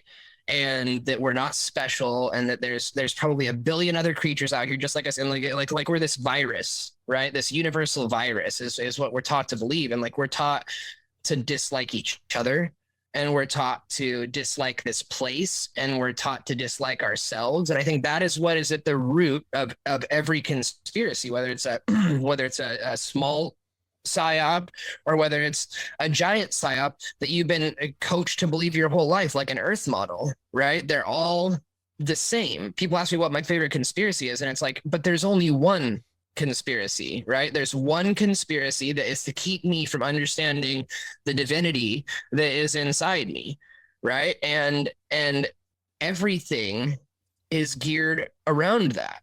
I mean, absolutely everything, and sovereignty, right? And preventing you from finding this sovereignty, and not just sovereignty land-wise, but like spiritual sovereignty and energetic sovereignty, right? And autonomy, like true autonomy, is just something that is totally lost in our experience. But it all goes back to that, because if you know how special you are, you're not going to be controlled by this machine that has been created to essentially feed off of you. I mean, I built this, my freshman thesis, okay, in high school was on high school as a manufacturing facility, okay? And they take all of these different raw materials into this factory, and they try to punch them into the exact same thing, right? And if they can't punch you into this one product, then you end up in the reject pile, right? And the reject pile is the not so popular kids who are doing drugs, or the kids who decide to start gangbanging, or kids that are going to end up depressed, right? Which all lead to the same place, right? Because if you end up gangbanging, you're going to end up in prison, and they're going to get their money, right? If you end up in therapy or whatever and on prescriptions, they're going to get their money, right? If you end up on drugs, they're gonna get their money, right? Or they're gonna get their money getting you off of said drugs, right? So it's like this whole system is this giant funnel, right? Where they teach you that it's not okay to think for yourself, and it's not okay to ask questions. And that's not just in school, that's in everything. That's in organized religion, right? There's just all this dogma that's associated with everything. And then that ties into like, I feel like this whole system is designed to create boxes, right? Boxes that you're supposed to fit inside, whether it's through culture, or whether it's through style, or whether it's through sexuality, or your weight, or or spirituality. It's like, well, this box is the box that you're in. This is the box that you're supposed to fit in, and this box doesn't get along with this box. So if this is the box that you're in, then you can't be friends with this box, right? You have to oppose this. And then they create all these subcategories, like, well, so you're in this box, but you're kind of in this box too. And I know you're only kind of in this box, but this box doesn't get along with this box, and it is just this. And whoever designed this, man, you have to respect them, right? Because this system is like, I'm not saying you have to like it, I'm not saying it's a good thing, but like, this system has been this culmination of intention and planning, and something that's been perpetuated for thousands of years, right? And when you really look into it, the same people who run the United States ran England, right? And those same people ran Rome, and those same people ran Egypt, and those same people ran Greece. And I mean, all the way back to Samaria, which is like the earliest history that we have. So the same people have been in control this whole time. And it's like, if you ask me, every time it gets out of hand, kind of like what's happening right now, there is a giant reset, right? Whether it's through cataclysm, or you want to talk Tartaria and the mud flood, right? There's these gigantic resets that just brings us back to what equates to the Stone Age, and then they can start programming again, right? And I just realized at one point that like everything that I was ingesting, everything, whether it was music or food or television, it was all programming me, right? And it's almost impossible to program someone who knows you're trying to program them, right? So as soon as it was like I got hip to it, and then it was everywhere, right? And so I couldn't not turn something into a conspiracy, right? Like shoes with rubber soles, conspiracy. Like that is something that has been created to keep us from connecting with the earth. Sunglasses, right? Conspiracy. There's a lot to be said about sun gazing and the effects that the sun has on the human body, right? Or that the sun causes cancer. Sunscreen, like sunscreen doesn't cause cancer, right? The sun heals yourself. Or like the word lunatic, right, is associated. That comes from the people that were engaged in lunar worship, right? You're a loon, right? Nobody wants to be a loon. And so it's like, everything is a conspiracy, man. Absolutely everything, which was why finding Tinfoil Hat was so cool. And then hearing him say like, conspiracy always goes back to spirituality. And it was like, I've never heard anybody else just click with it like that, and it makes dudes like Santos Bonacci or Andreas Exertus just like, it's so much fun, man. And because I just want to learn, dude. I want to learn. Yes, dude. I am right there with you, man. And I 100% agree on all those points. I remember having those feelings at a young age and, just rejecting everything. I remember a big book that really kind of shook up my consciousness was a book called Undoing Yourself by Dr. Chris Hyatt. And I only bought it because it had a foreword by Robert Anton Wilson. But in those chapters, only the first 5 or 6 chapters that I ended up getting through were all of these sort of mantras and paragraphs that took you through sort of reversing all of these things that had been programmed into at least my mind at that age. And yeah, man, it's a whole nother world. It's almost like the movie They Live, where they take off their glasses and you see everything, you know? You can't put the glasses back on at that point. But bro, on the point of music, I think crystals sort of opened my eyes to this sense of frequency, right? What frequency was, what it is, and that got me thinking about music. Like, what am I programming myself with music? I mean, I was a big rap fan. I liked underground rap. I was finding the conscious stuff, but I thought even the beats, even the style is too aggressive. I can't listen to this stuff, even though it's conscious. I can't listen to it. It's not in my life anymore. I'll always tell people, oh, that's what I like, you know, when it comes to music. But lately, what's really been grooving is like, you know, Red Hot Chili Peppers. Yeah. Not ashamed of that one bit. And then indie rock, alternative rock, because I needed a more mellow groove. But even that, we find out that the tuning standard was altered back in the World War II days to 440 hertz. So, There it is. you know, I wonder, you know, do you listen to like any 432 hertz? Do you recommend anything like that? Like what's your music taste like, knowing that? I listen to, I'm very careful and particular about, because there's all these videos on YouTube, right? That's like 432 hertz or 989 hertz or like crown chakra activation, you know? Right. And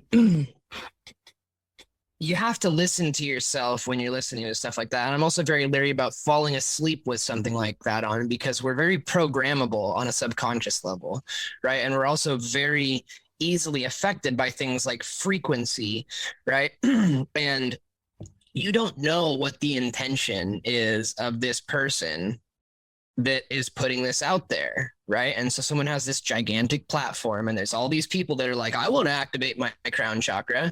And I mean, I think we can all agree on there's only a certain level that you can get to without probably compromising in at least certain areas, right? And so if someone is getting 500 million views on their crown chakra video, like if it was really activating your crown chakra, it probably they wouldn't let it on there. You know what I mean? Right. And there are people that all they want to do is create negativity in other lives, right? And for example, crystals, right? We talked about you can leave your intention in a crystal, right? Or you can alter that thing's frequency. And one thing that I say feels like when you buy crystals, the first thing you need to do is cleanse them. Like before you try to tune into that frequency, it needs to be cleansed, because there are people that will go to the crystal shop and just try to leave nasty shit in crystals. They'll touch it, and then they'll put it back. Right. And they know that somebody's going to come up and use that thing and tune into that frequency. And now you're getting their garbage. Right. And so I think that when you're listening to different frequencies or even watching videos on Instagram, like there are people who are doing like mind manipulation or like legit magic on your psyche, right? That we don't perceive. It's just, and so if you're watching something or listening to something and it makes you feel sick or it makes you feel uncomfortable or it makes you feel funny, right? Then don't listen to it. And I especially like some of those 5-hour videos that like the lucid dream videos or whatever, like you don't know what is being played at 3.5 or 4.5 or 5 hours, right? You've got this frequency that's bringing you into a theta state, right? Which is like basically what you enter when you're hypnotized, right? And so you're very programmable and malleable. We've all seen like some of the crazy things that people can do with hypnotism, right? But so you've been brought into this vulnerable state with this frequency, and now you can be exposed to whatever it is that this person's trying to do to you. I'm big on being too careful, right? As opposed to like, and granted, like when it comes to my practice and chaos magic and stuff, it's like I'm gonna jump in, I'm gonna figure it out, dude. It's like I'm gonna try this, and maybe it blows up in my face. I'll never do that again, right? So there's all kinds of stuff that I'm about trying, but as far as like letting something or someone, or even if it's a sound, like letting my guard down and letting that into my consciousness, right? At that point, I'm not driving, and that makes me uncomfortable. And so there's probably really good videos out there that are very good frequencies, and the benefits of sound baths and things like that are absolutely incredible. I'm not taking anything away from that. I'm just saying I think that it's something that we need to be very careful with, because like we don't perceive the difference between 432 hertz and 440 hertz, right? This was something that people way smarter than me with way more technology than me figured out.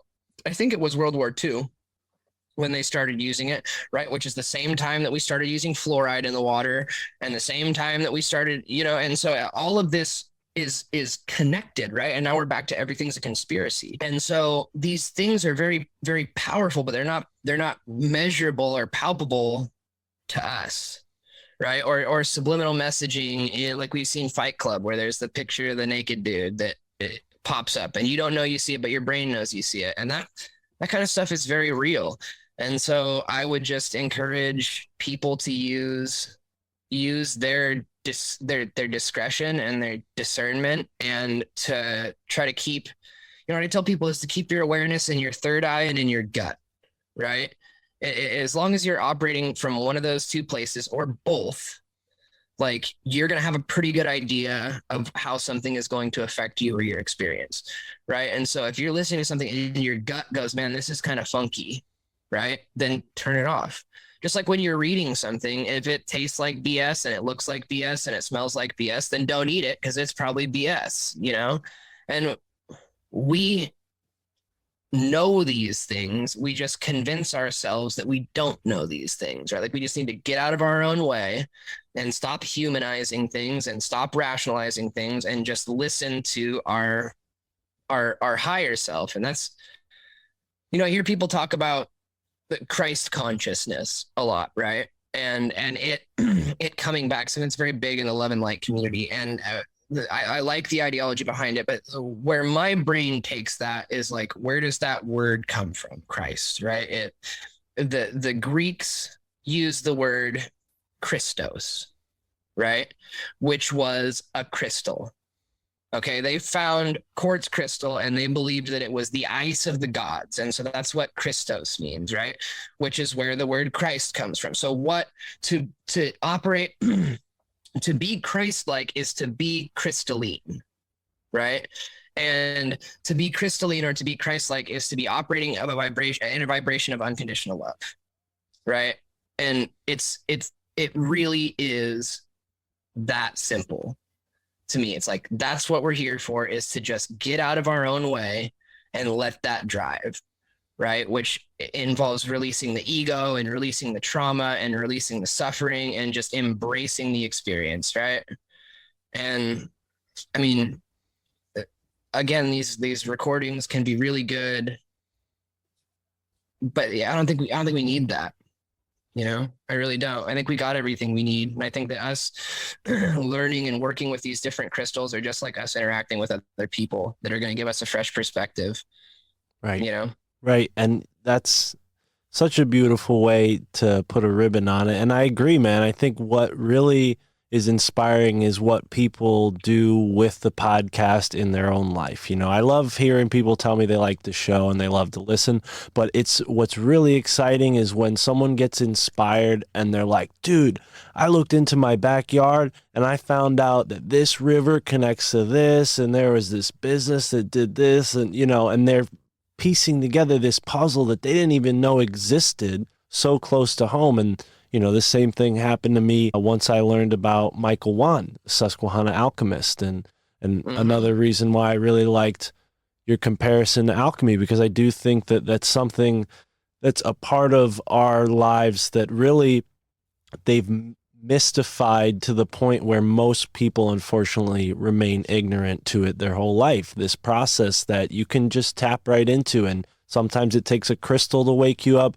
Sometimes it takes a traumatic situation. Sometimes it takes like, a prophetic experience of some kind. But I think at the end of the day, trusting your gut, trusting your third eye, that's something I can co-sign with. And Jeff, my man, this has been a fantastic conversation, truly. And I appreciate you being here. Tell us where we can follow up with you. I know you got some videos that I checked out on Instagram. You posting anywhere else? Right now it's just Instagram, man. I've got my podcast all set up, but again, like it started feeling like work, and so I just walked away from it for a while. I kind of started getting more active and talking again over the last month or month and a half. I was real active there for a couple months, and I was doing 4, 5, 6 of them a week, and it as soon as something starts to feel like work, I'm just gonna put it down until it starts to feel like love again. My Instagram is Hatter Will Happen, Hatter_will_happen. I have a lot of fun on there as far as just trying to exchange perspectives, because of all the things that you just mentioned, whether it was prophetic experience or a crystal or suffering or whatever, these are all just perspective shifts, right? And I think that that's what we're here for ultimately. I think that we all are all-knowing, right? We all have this part of us, whether you want to call it your highest self or this Christ consciousness that we're talking about. Like we have all of the answers and all the information,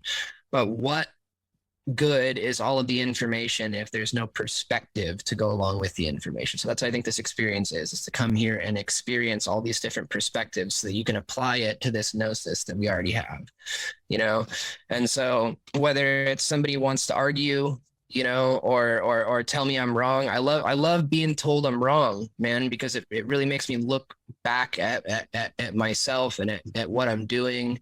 And because I am very empathetic in that I want to try and see something from I want to stand where you're standing and understand why you're standing there and why you feel like you're standing in the right place. Right. And we might not agree at the end, but I think that debate is something that is important that we've kind of lost. We've gotten to a point where it's not okay to disagree with each other anymore. And I think that by disagreeing is how we grow. So if anything that I said was interesting, you want more information on it, you want to argue, whatever, I answer all my messages, not always right away. I spend a ton of time in the woods and I don't get service out there, but reach out. We'll talk.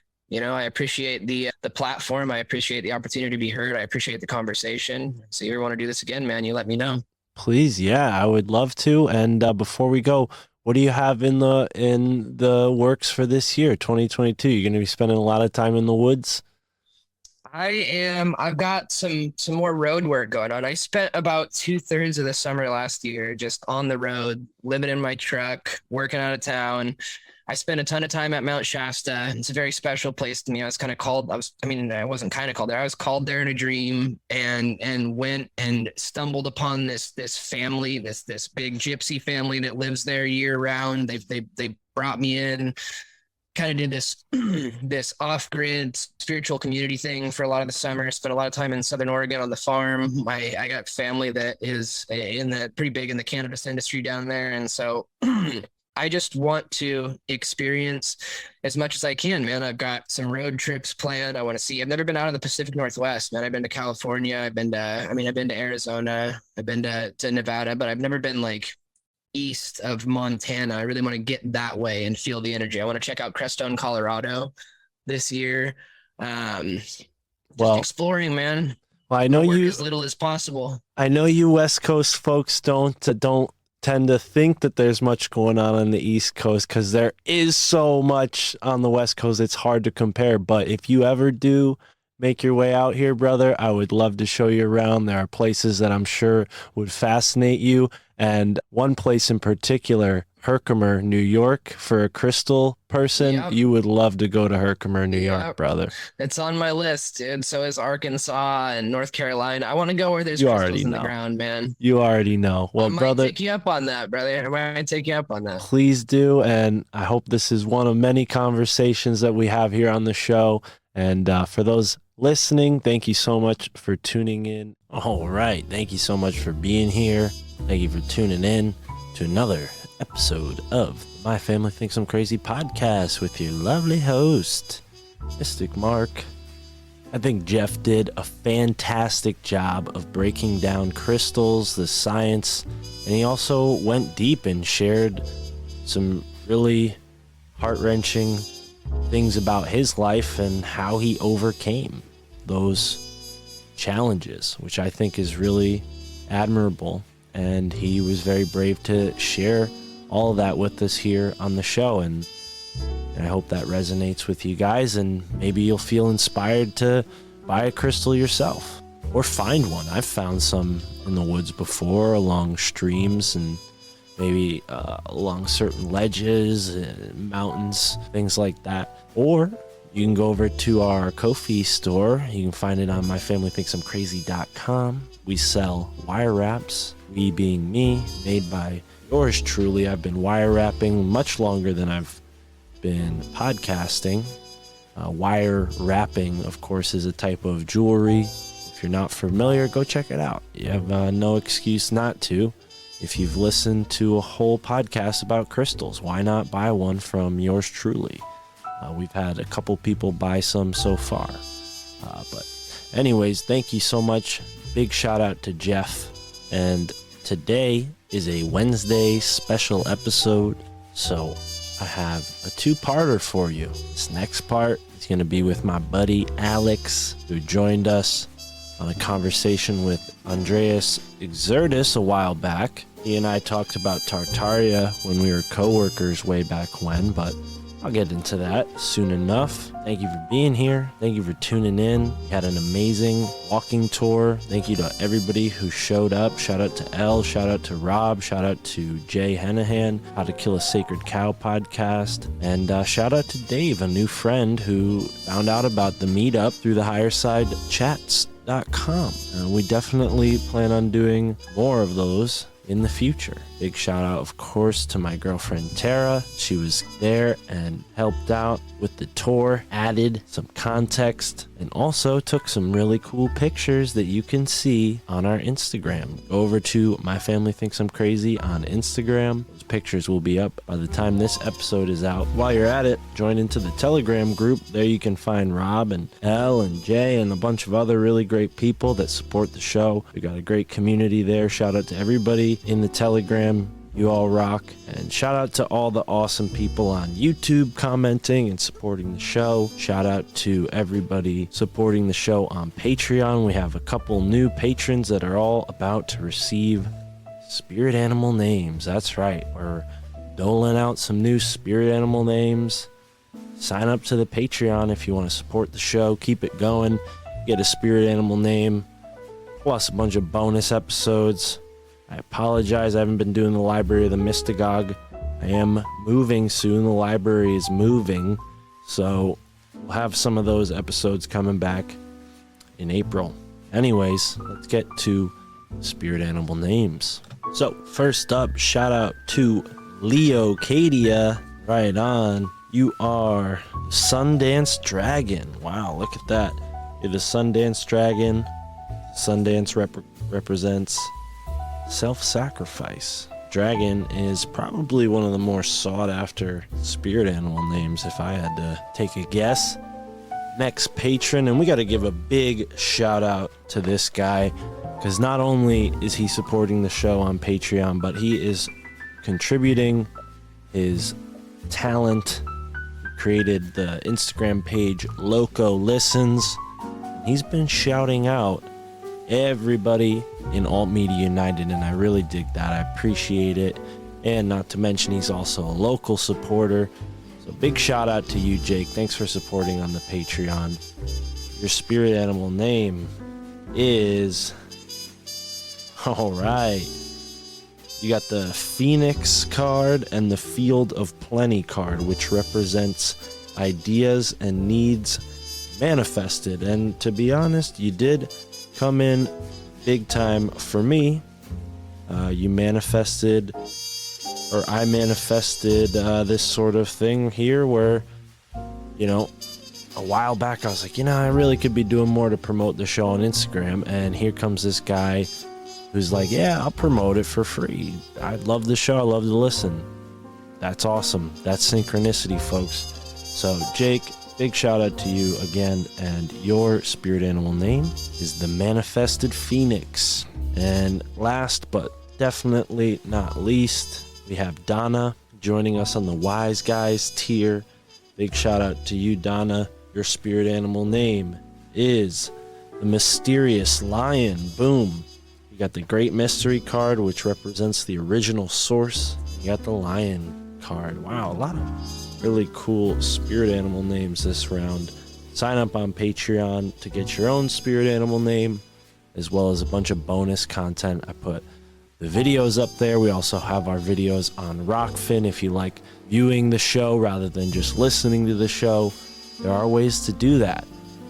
Let me know if you guys like some of the alternative video streaming platforms. I haven't dedicated much time to BitChute or Odyssey, for instance, but I definitely have considered putting the show in those places. Let me know if you're a big fan of an alternative platform outside of Rockfin and outside of the big mainstream YouTube, and I'll put my stuff there too. I just want to know where the audience is. I started putting some of my content on Float. If you guys download float.app, it's kind of like a alternative to Twitter, but it's also a great tool for us podcasters. We can put all of our content on there, like Instagram, but even big content like a whole podcast or even hour-long video. So Float is awesome. I definitely recommend you check out Float. I know they're doing another Float Fest this year down there in Texas. That's really cool. But it's awesome to do these in-person things. You know, the 322 meetup was great. Unfortunately, Amos wasn't able to be there, but everyone who showed up really helped me out in a big way. I think we altered the collective consciousness of New Haven, maybe in a major way, maybe in a minor way. Who knows? We'll see. But undoubtedly, I think Skull and Bones is a mysterious organization that needs to be looked at further. And that's all I'll say. Thank you for being here. Please support the show. Check out our merch. The month of March Madness, Merch Madness, is almost over. That's right. If you use the promo code MFTIC88 on our merch store, you can get any one of our t-shirts, a mug, a hoodie, with free shipping. Look at that. Really awesome. Check out the merch store today. We got a bunch of designs. And if you like crystals, geez, speaking of crystals, we have a bunch of awesome handmade crystal wire wraps made by yours truly on our website. Go over to myfamilythinksimcrazy.com. See them all under the little tab there. It says shop. And yeah, all of them are made by me. We've had 2 people order crystals so far, order these crystal wire wraps. So if that's your thing and you dig the episode today, maybe you want a crystal made by me. Why not? All right, enjoy this 2-part conversation with my buddy Alex. You can find him on Instagram at Fournier. That's 4_NIER. On the mixer here, ladies and gentlemen, here we are in the extended outro for this awesome conversation with, let's see, what is this episode going to be a part of? Alex, my buddy, is here with me. Alex, you don't know this, but every Wednesday I put out an episode with a sort of double interview. So like this conversation will go on the tail end of my conversation with Jeff Hunt, aka the Mad Hatter. So what a great conversation with Jeff. Alex hasn't heard it, so we're not going to talk about that. But here we are, 2 buddies reuniting. Well, they already listened to it. We're in the extended outro, so no big deal. But, you know, I got to give you credit because you really brought this whole mud flood idea into my life. You know, obviously you weren't researching yourself so much as like the guys that you mentioned you were listening to, but it really kicked off this kind of series of synchronicities where I started finding more and more examples of that, and it's become a really popular topic. But yeah, dude, it's just interesting to go back and be like, oh shit. I remember when I had no clue about this thing at all, and now it seems to be like the biggest topic that people love to come to my episode or my podcast to listen to, like Tartaria, and it all goes back to that one conversation in that van. Yeah, 5:30 in the morning. Exactly. Yeah, that was fun. Not exactly what you'd expect. What's that? I guess we could elaborate on how we met. Well, it's not exactly what you expect when your boss is like, hey, I want you to train this guy to do the route on your days off. And everybody prior to you was like, for the most part, a non-English speaking person who, you know, would fall asleep halfway through the drive. And then we would just, you know, kind of wake them up every stop. But no, we ended up like hitting it off and talking about all kinds of conspiracies, because I'm just that dude who can't shut up about it. And I'm like, you know, we're going to talk about podcasts, because and my instincts were correct, because you were already miles ahead of me on certain topics, for sure, Tartaria. But yeah, that's kind of where we had our introduction, we'll say, right? But there was something else kind of tangentially too that we met each other through, right? It wasn't just that. How did we meet each other? That's how we met, isn't it? Right, but wasn't there another like coincidence or something? Like you were part of not Make Haven, was it? Or maybe like something was Make Haven. Yeah. Like you had been going there and I had been going there, but we just never crossed paths there. But I was like, oh yeah, dude, you should come to this place, Make Haven. You're like, I already know all about it. No. Whole Foods. I was working as a cashier at Whole Foods, and that's what it was. That's what it was. And I was like, damn, this dude looks like he's ready for the fucking. He's ready. I don't know. This dude looked tall, skinny. You had like, you know, cargo pants on. I was like, this dude's ready to live in the woods. That's a pretty good assessment of where I was at that point in my life. Jeez. Yeah. Yeah, no, it's better. It was like refreshing compared to your normal New Haven liberal fucking Yale-y, you know? Undoubtedly. Yeah, that's a big reason why I don't regret not working at the farmer's market anymore, because it just became fraught with all those people, and I'm sure you don't regret moving out of there for sure. Yeah, so I went through a weird thing recently where I thought about moving back home to be close to my family and living in New Haven, and because I went there to get my haircut, to get my little e-girl haircut at a cool little place called Skull and Combs. Also had to go to IKEA, but I got a little homesick. I'm not going to lie. Walking around East Rock, my old stomping ground, kind of. I lived similar, close to that. Yeah, but then I went back another weekend. My buddy was coming in from the city. I gave him a ride from the train station. We went out to a bar, and I was like, fuck this place. I don't miss it at all. Right. So.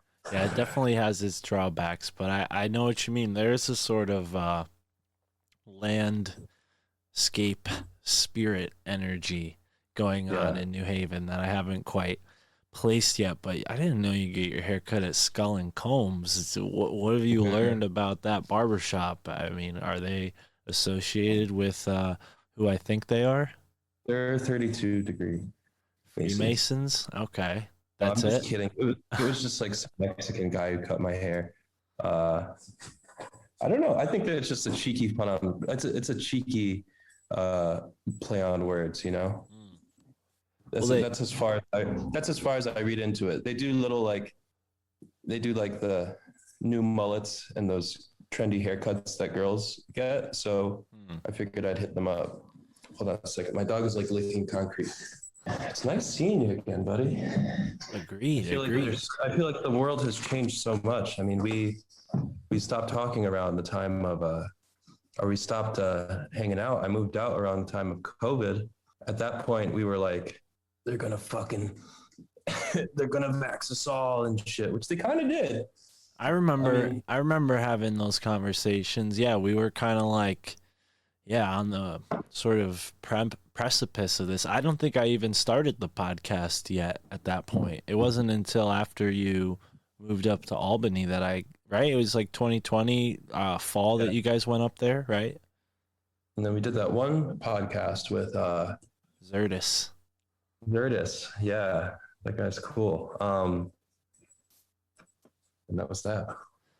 Yeah, man. Yeah, I definitely was a hot mess on that podcast. I was saying and like and nobody could tell. I edit all the ums out at the end in the post production, but yeah, so don't worry about that part. But or maybe I didn't for that episode. That was a little earlier on. But at least for this episode, I will get all of your ums and ahs. So don't even worry about that. Everybody makes that mistake. I feel way more confident now. I can tell. I mean, you reached out to me after checking out Sam Hyde clip, which, I also wanted to bring up because I heard him talking. Yeah, I heard him talking about deaf people. That was pretty funny. He has a point. Well, have you seen the White House fucking have you seen the White House deaf interpreter?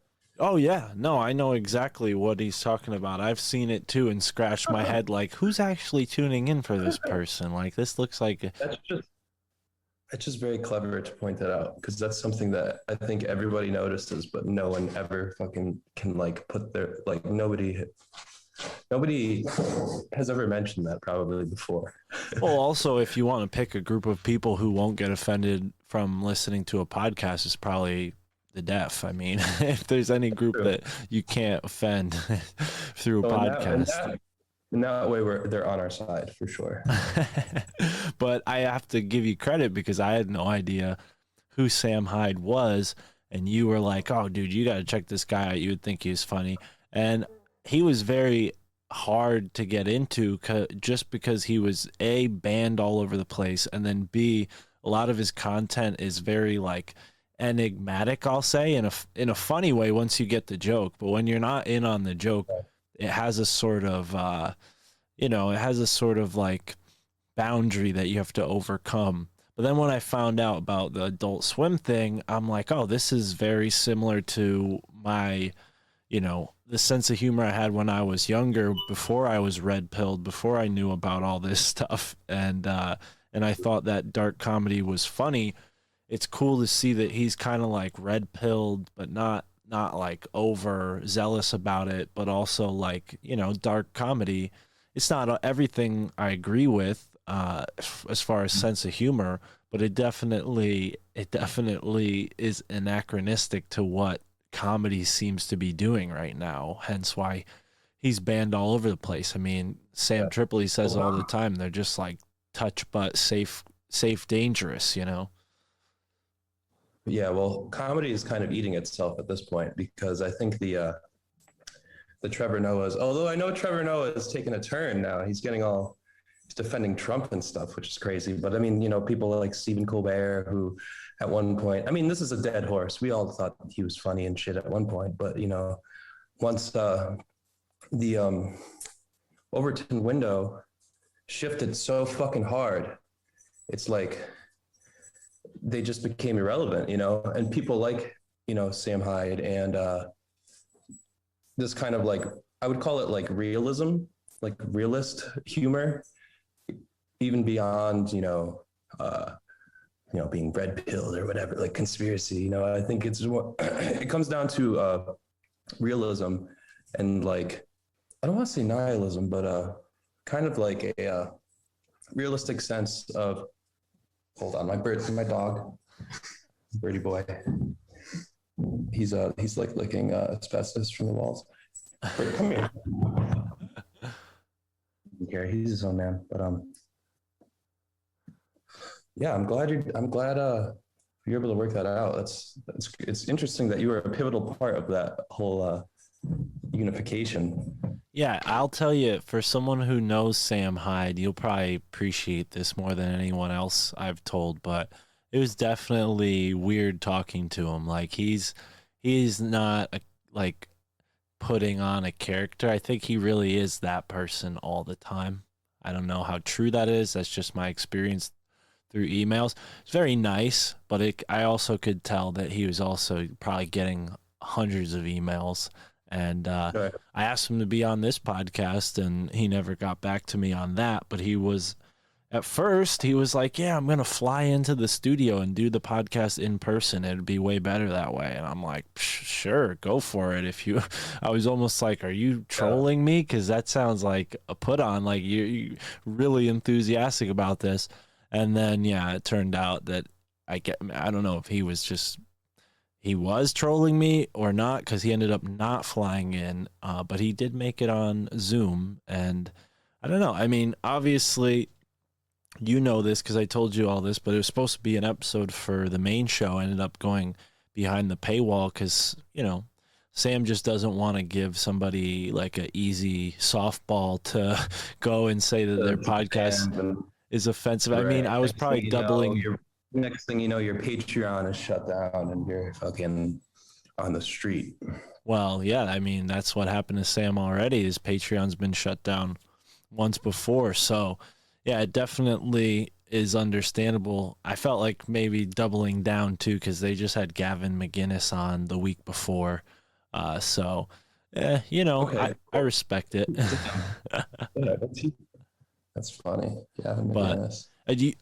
Are you following Sam Hyde recently? Because I've definitely got more into him, along with booking him. I was like doing some research and just seeing what I needed to know, like I do for every guest. That iDubbbz thing was hilarious. I thought that was great. A couple of the guys on the show agreed with me. But what do you think? I think he's just funny, and I think he's like doing what he can in this fucking hell world that we live in. I think it's like he's who he is. I get it. I think people that get it, and I think now more than ever, I think people that get it. People that don't, they're gonna fucking kick rocks and be brainwashed until they're fucking. I mean, but not.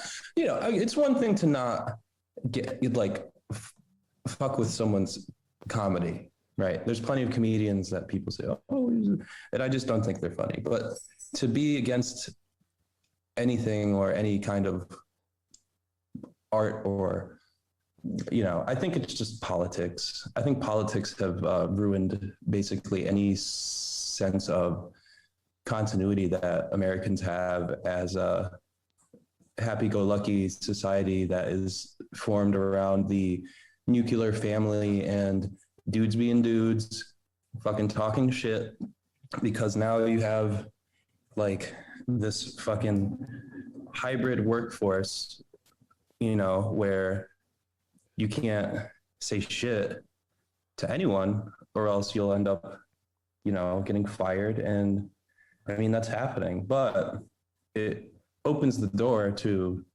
an alternative universe, which is where people like you and myself live, at least in some capacity. Because I, in some ways, am very much plugged in and, have a mortgage and a 9-to-5 job, right? But I make sure to, when I shut off, I go home and it's not a part of my identity and stuff. And, I don't think that I'm not working for a fucking insurance company or something where they might see and say, oh, wait, who is he affiliated with? What did he do? What did he say? Right. It doesn't matter. None of that matters anymore. And that's the thing that, as I said, as the Overton window shifts, you're going to have more and more people joining our side. You're going to have burnt out liberals. You're going to have the fucking normal, moderate people who are just watching their old way of life being destroyed fundamentally from the top down. And, they're all going to join. Like, everyone's going to join except the people who are literally the fucking guards and the prisoners in the hellscape that is the neoliberal American dynasty, which is collapsing. Well said. Yeah, man. I feel like there's also a certain aspect to Sam Hyde's comedy that we, being sort of New Englanders, you know, if we could That's true. identify with our region, we being New Englanders kind of vibe with his style of comedy. There's a sort of like feeling in that atmosphere here, you know, the establishment being what it is. And I feel like he really like pokes fun at that in a way that maybe he's not even intending on doing. It's just something that he does inherently because he's from here, and you can tell that. I think we all do. I think everyone from here is like a little fucking crazy. Yeah, I was just out in that area too. It's like weird. Rhode Island's like split up so much. It's like, you know, half of it's Massachusetts, half of it might as well be Connecticut, you know? Oh yeah. Oh, it's the same thing. It's just, you know, rich white people. Right. I don't know how to say it any more eloquently than that. Oh man, Connecticut. Well, and people hear that and they're like, oh, well, you're just jaded, you know, or like, it's sort of like something that they talk about in the law of attraction circles too. Like, oh, you don't want to like have negative feelings towards wealthy people because then, you know, you sort of like in a weird way, like resist towards that energy yourself, you know? Right. So I don't want to come off like that, but I do feel that deep down, like these fucking assholes, you know? Yeah. I was, that's funny you say that. I was in New York City a couple of weeks ago visiting a buddy, and somehow we got let into this. So a friend of a friend works at some like fucking like Gigi Hadid, you know, that the model, like one of those fucking high society bars that you see fucking Saudi fucking escorts taking photos at, right? Okay. So we got into one of those in Manhattan, and nothing against anyone there, fucking nice people. I can't even, but yeah, I ended up getting hammered, and all I remember is being outside with a bunch of people, and I was so like out of my element. I just remember being like real fucking like Rage Against the Machine, fucking Dead Prez, like, yo, fuck these people, man. You see this shit, like, fuck out of here. And it, like, I don't give a fuck usually, but being super wasted and like thrown into that environment, I totally like reverted back to my fucking like just hating that. But like, I don't know, I get it. Like, what would you do, right? If you're born into a dynasty, like, who's to say that like you can't, you know? Do you know about the Gettys? The family, I'm familiar with the family, but not anything other than that they exist. I mean, I don't know any more details. Why they? I'm sure they're in Connecticut somehow, right? Do you know about this? So I'm gonna butcher this, but so one of the Getty's sons was this fucking hedge fund kid. You know what I'm saying? Multi-billionaire, and he basically gave up everything to make this movie, and it's like this horror movie, right? And it's the fucking weirdest shit I've ever seen in my life. And I think they released it. So he was like a total crackhead, right? And he's making this movie, and he has just unlimited budget, and directors are quitting. They're like, this is fucking retarded. Like, what are you doing? Because it is. It's a horrible shit show of a movie. God almighty, maybe I can pull up the name of it. But if you look into it, this guy, he dies. He dies while filming the movie.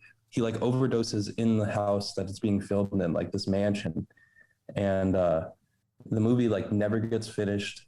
Or it does get finished, but it gets like, they had some third party guy come in and basically clean up the shit. Yeah, let me see if you finding anything?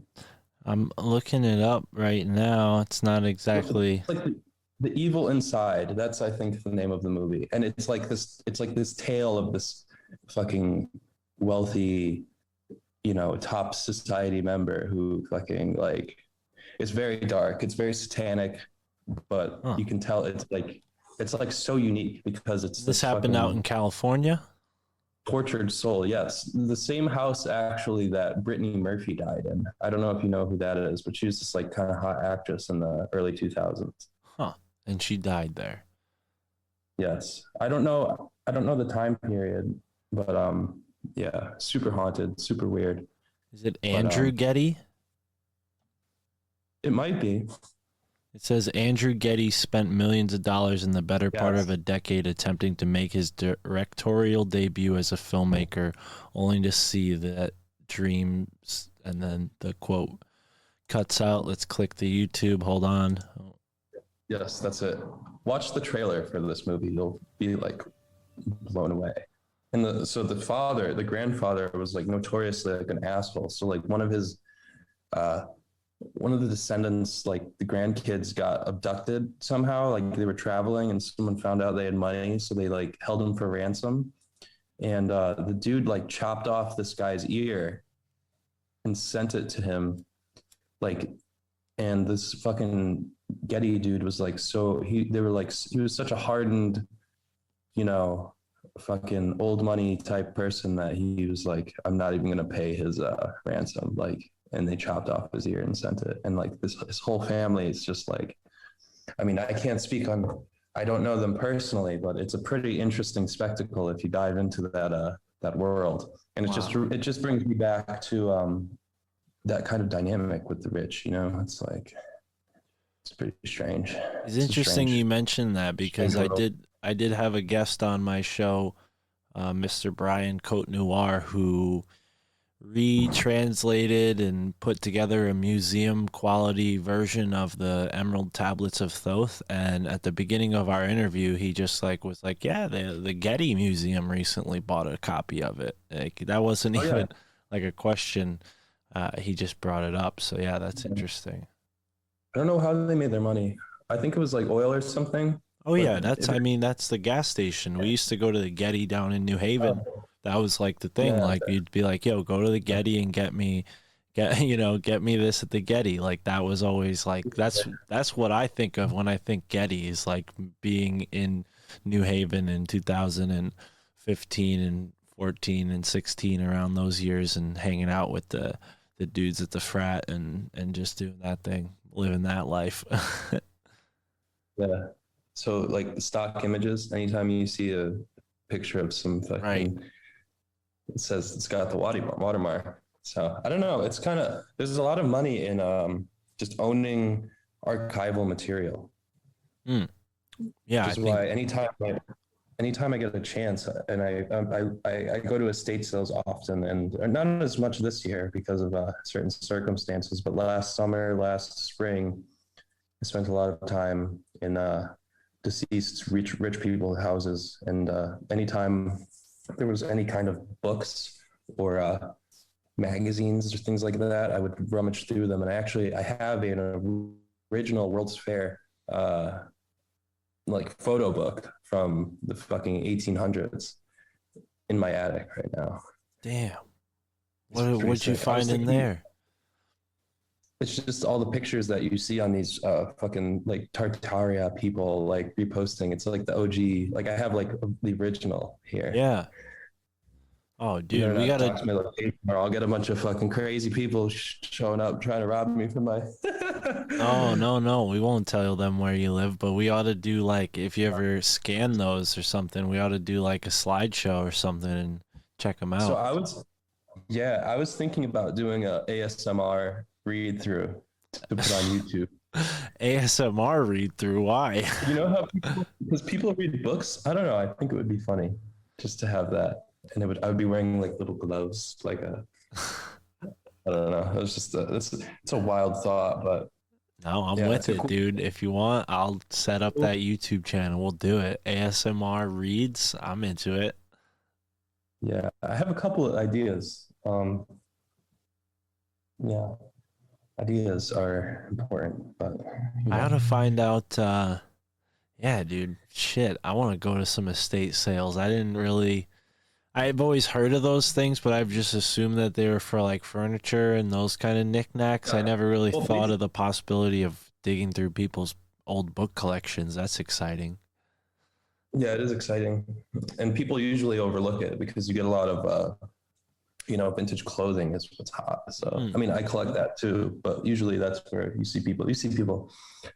You get different crowds, but you have to show up early, otherwise shit is just pick through. You know what I mean? You got to show up like an hour ahead of time and just camp on those fuckers, because you'll get the girlies that are trying to get the vintage little skirts and shit from the 50s. You get the old guys who are looking for fucking gas cans and shit, like vintage gas can. You know what I mean? Right. There's so many, there's such niches. a weird niches. Yeah. So you're walking through this house and you're just scanning. And sometimes you see that thing and you're like, what the fuck is this? You know what I mean? Yeah. And things like that, the World's Fair book, I saw it sitting there. I was like, what the fuck? Are you serious? I think I paid nothing for it. I paid $20 for it. You know what I mean? Do you ever go to that book barn out in Woodbridge when you're down this way? No? It's a nice area though. Yeah, there's a really weird bookstore. It's half of it's in a barn, the other half's in an old repurposed barn. And I only went through one half of it, but I found a couple books on the World's Fair. And what's cool about this bookstore is everything is very old. It's not a refreshed used bookstore like you'd see in a city or a town. It's very it fits the bill as a book barn. We'll just say that. But dude, you gotta tell me next time you're gonna come down, because I think there's definitely some spots that we can hit up. And this coming Tuesday, I'm going to be doing a free walking tour of New Haven for anyone who wants to come. I think this episode, it'll come out the day after, so no reason to plug it, but just for your sake, I'm going to be hanging out with this guy who I met in New Haven, who really was a synchro mystic, teacher for me before I even really understood that concept at all. And that's not exactly what he would call himself either, but that's just how I look at it now. But have I ever told you about Amos and the Skull and Bones stuff and Geronimo and all that? Yeah. So I got back in touch with that guy, and yeah, dude, he's going to be joining us on this little tour. So I'm excited, but we're going to be taking a walk. Go ahead. Oh, I'm sorry. Go ahead. Finish. No, I was going to say we're going to be taking a walk around New Haven just by the tomb and then a couple other places. And I was wondering, with your architectural eye, if there are any places that stand out for you that you think I should take a look at before I finish, my plan for what the tour is going to be. Yeah, the route. Yeah, there's tons of stuff there. The Winchester Mansion on Orange Street, dude. Wow. So Bird. It was like a the Winchester family. They made a lot of money selling rifles of course, during Civil War. So they have a house in New Haven, and it's this huge brownstone that I think it got bought by some fucking Jewish property company. I don't know if there's people living there. It's must be $5 to $6 million.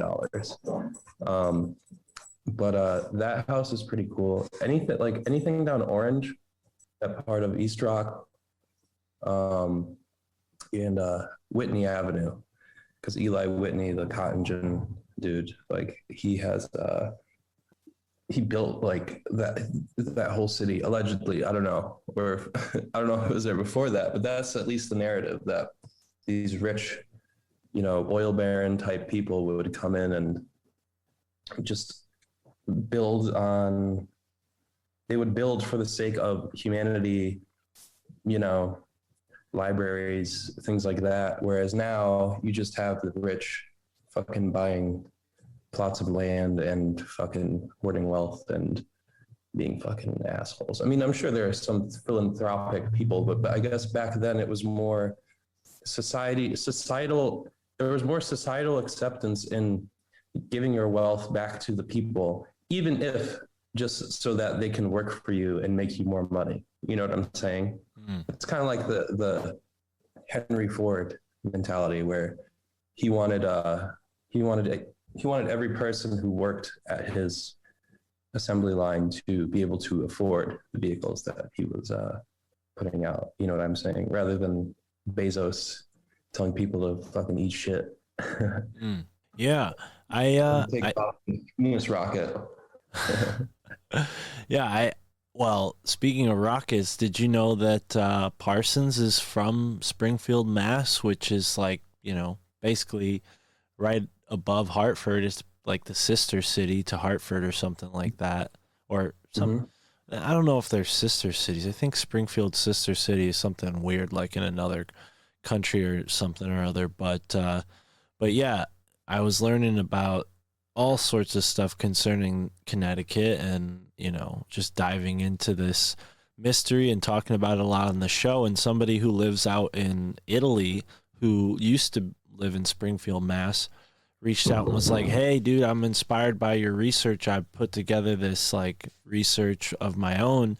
Check it out." And he found out that there's a connection between Jack Parsons and the Connecticut River. They were born there, and one of the first Connecticut witch trials was involving, or Massachusetts witch trials was involving one of his ancestors, this woman, Mary Parsons.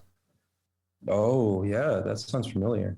I know there's a lot of deep-rooted history in that regard, because I'm from a town called Wethersfield, and Wethersfield was debatably one of like the first town in Connecticut, and they had witch trials there as well, and really crazy fucking shit, like crazy lawless. It wasn't like nowadays when someone, you go through the legal system, all that shit. Like this guy. So there were witch trials. There's also a guy who lives like adjacent to my family's home, where I guess his business tanked or something, and he went crazy, and he like killed his family. He like shot his whole family, and the town, rather than taking him to trial, I think they hung him, and then they dragged his body through the street. Wow. There was also a Native American massacre that happened in one of the homes that is like being dwelled in by some yuppie. I mean, I'm just assuming some yuppie fucking family with, 2 dogs and a kid. Yeah, some unassuming, nice colonial home.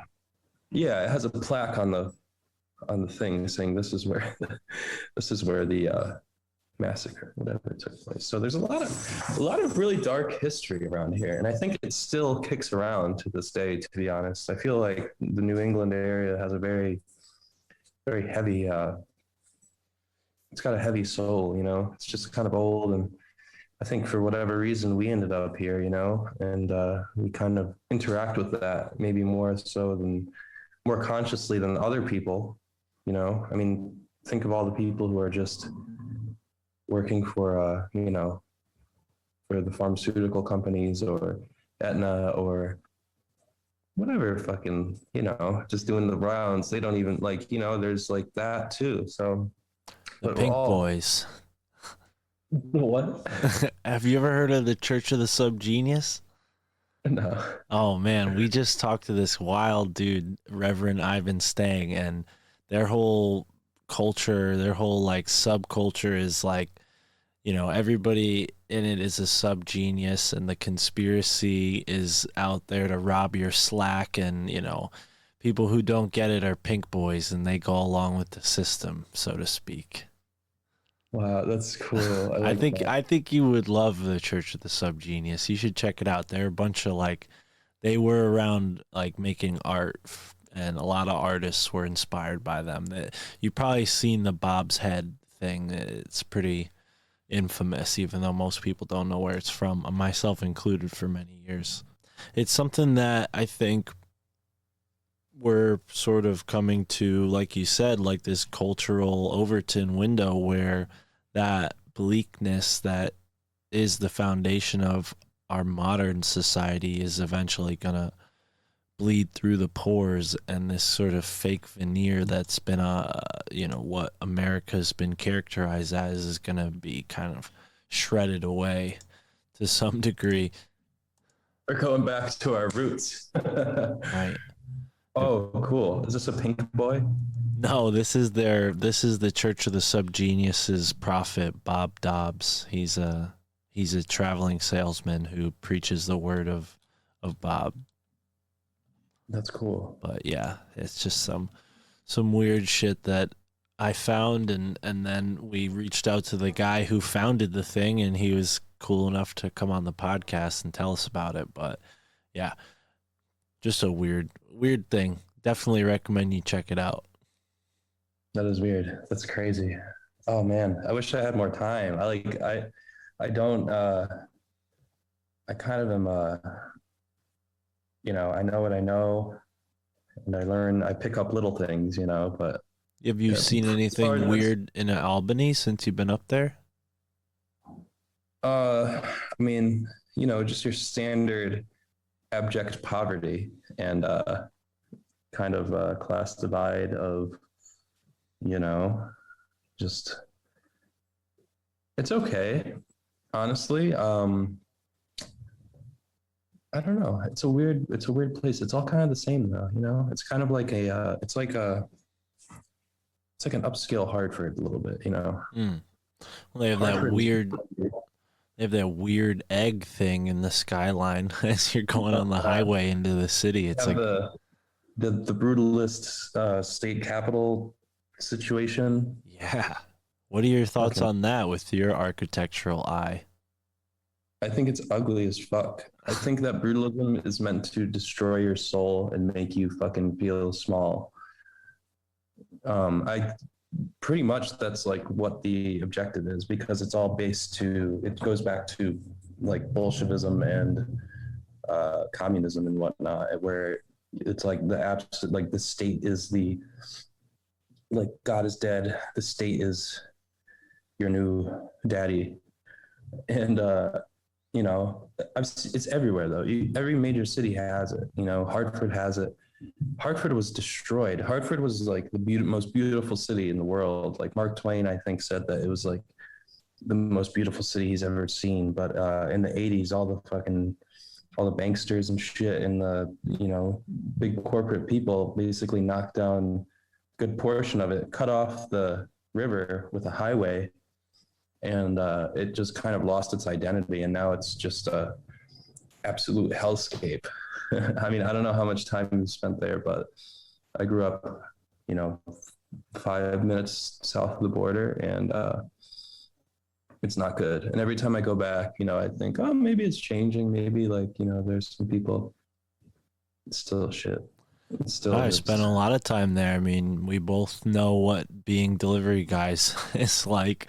That's how we met. But yeah, when I was living for Amazon, I was just all over Hartford. I remember seeing people like nodding out, standing in the street with an umbrella perched on their shoulder, like so they would not get wet as they're nodding out, standing straight up like a zombie. It was the weirdest thing I've ever seen. I mean, incredible things you could see in Hartford. A lot of beautiful architecture is still there. It's just, unfortunately, a lot of those neighborhoods have gone to the level of like bleakness that kind of like, yeah, I don't know. I mean, a lot of those buildings, that's what happens. They get condemned, they get left, and then they get knocked down, That's very similar to Albany.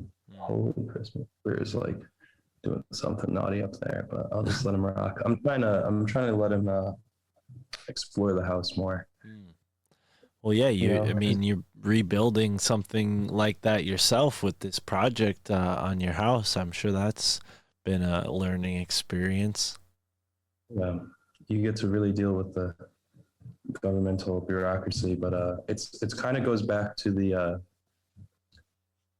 I'm kind of like the biggest thing that I can take out of all of it is kind of like what has been said by the kind of cliche how to win friends and influence people, Dale Carnegie mentality of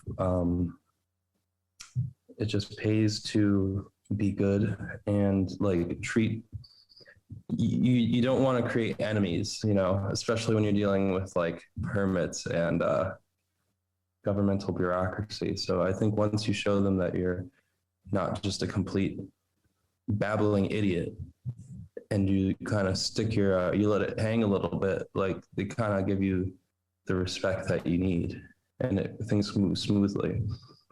Because for a long time we were gridlocked for like dealing, you know, firing contractors and firing, you know, just real shitty, real bad.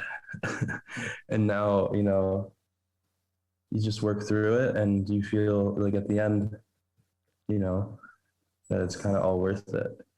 But it's not for everyone, man. I wouldn't I'd recommend it, but be very careful. Hold on a sec. Just buying a house. You know? Yeah.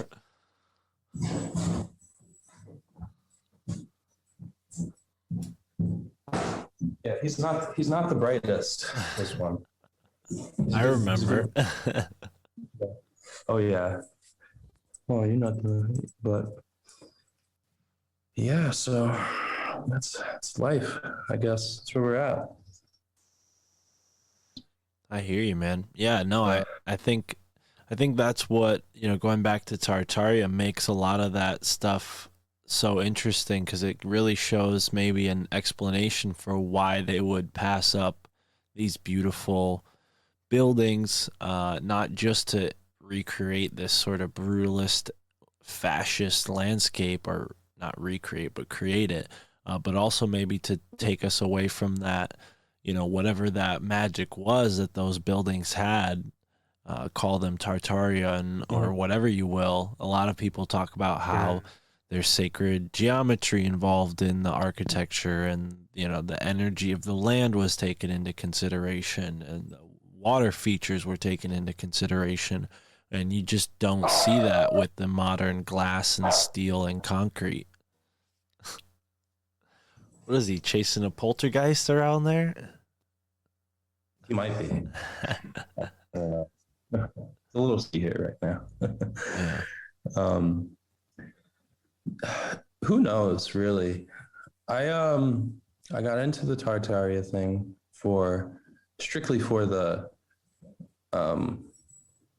archival photos, right? That's like the main thing that when I discovered, like, Joseph Levy, I think, was the first person, and you dig a little bit, you meet these other people. Yeah, it's just about just cherishing what you have at this point, or what's left of kind of like the beautiful spiritual forms that take place when people decide to build for the sake of beauty rather than profit. And I guess profit, I don't know why people build now other than money. I think, well, the thing is, you still see beautiful architecture being created, but usually it's, you know, you need a lot of money to build it. You know, a lot of these people who are, you know, support brutalism or brutalist architects, you know, like, you look at their houses and it's, you know, it's kind of a different story. Yeah, they don't know. Yeah, they leave their work at home. Yeah, they don't bring their work back home with them, I guess, is maybe a one way to say it. But yeah, man. So, you know, given your job, you're still driving to some degree. It might not be the same as dropping packages off house by house. Do you get any time to listen to podcasts? You listen to any funny podcasts that maybe I don't know about? Comedy podcasts? What have you been listening to lately? I don't know. I listen to some kind of, I guess, I like to listen to a little bit of political. I've been listening to Shane and Matt's secret podcast. I don't know. It's kind of normie humor, but it's I listen to it. I like it. I'm a Patreon subscriber to Matt and Shane's secret. Yeah, they're podcast. Cool. They're chill. You know, it's like it's like a warm blanket, you know, just hearing a bunch of kind of old, not old guys, but, you know, guys that have their shit together, just rattling on about, you know, whatever silly Yeah. thing. I think they're a lot more agreeable with at least my point of view when it comes to like Oh, yeah. conspiracy theories and whatnot. That was a big reason why I stopped listening to a couple comedy podcasts, is because they were just taking all the COVID talking points and making them a part of the show, and yeah, it just lost all its luster. I'm like, oh, these guys aren't outlaws like Tripoli is. Like, and you know, Shane, he was kind of like just a normal comic until Saturday Night Live roasted him like that, and did what they did to him. I don't know if roasted is the right way to describe it, but ever since then he's been, you know, unafraid to push boundaries. But I mean, the guy went to West Point, you know, so he's definitely not like a conspiracy theorist. I think Shane or Matt kind of brings that angle in, and then Matt's younger brother does a podcast called War Mode, which is all about conspiracies, which I think that show deserves to be mentioned, because it's like Matt and Shane's secret podcast with like a whole bunch of red pills sprinkled in. That's cool. Yeah, I mean, when you're cut from the same cloth, it's funny. That's cool. I can hear that. I gotta check that out. Yeah. I listen to the podcast inside my mind that is constantly raging, just trying to fucking you know, just keep the good vibes going, because it's a crazy world we live in, man. And you know, I'm not one to get all fucking, you know, Alex Jones about it, but you know, it's like the world is pretty fucked up right now. And like, I don't think we could have ever predicted that society would take such a fucking hard, like, just shift so hard, you know, where it's like people you might have been friends with, you know, like you just see them like dissipate, you know, it's like they turn to dust, and it's like, you know, you lose friends. And this is not even on like a red pill, like, hey, do you know about the Federal Reserve? Like, not even like doing shit like that. Like, hey, do you know about big pharma? Do you know about like bioweapons labs that people that do you know that governments actually like experiment with these things? Like, people don't give a fuck. Like, people are so zanned out that like you just lose like half your, like every year, like your friend group just cuts in half. I mean, unless you're in the right. I mean, I'm speaking personally from kind of the you know, like I don't have too many friends that, you know, other than you and a couple other friends that will, you know, not just fucking just go along, you know, or at least be willing to, at least just be willing to listen to you, you know, unless you're talking about fucking the Super Bowl or that. Yeah, man. Tom Brady out of retirement again, and like I should go fucking repost it. I should go to Tom Brady and give him a hug for saving my marriage. I mean, I'm with you, man. It's hard. That's one of the big benefits I've found of doing this podcast, is before it was like few and far between who I could talk to about this stuff. And now, you know, I have plenty of people that will join me on my show to talk about it. And I'm really grateful to have a bunch of people who, you know, like the show enough to be in our Telegram, and they're always there just like chatting about stuff. So now it's like really never an issue for me to be like, oh yeah, who am I gonna talk to about this stuff? Because I'm just like surrounded now, at least electronically, by a bunch of people who are also thinking about this kind of stuff, which is cool. Comes with its own drawbacks though as well, you know. It's definitely like a weird sort of thing in the 21st century. You know, it's unique to the 21st century, right? To have all these like people who know you, but you don't know them, but they know you in some way because they listen to your show. And then like you have other people who like really think they know you, and they're like, "Hey, I'm your biggest fan," or whatever. And you get that, and you're like, "I'm honored," but at the same time, I'm a little weirded out. You know, no offense.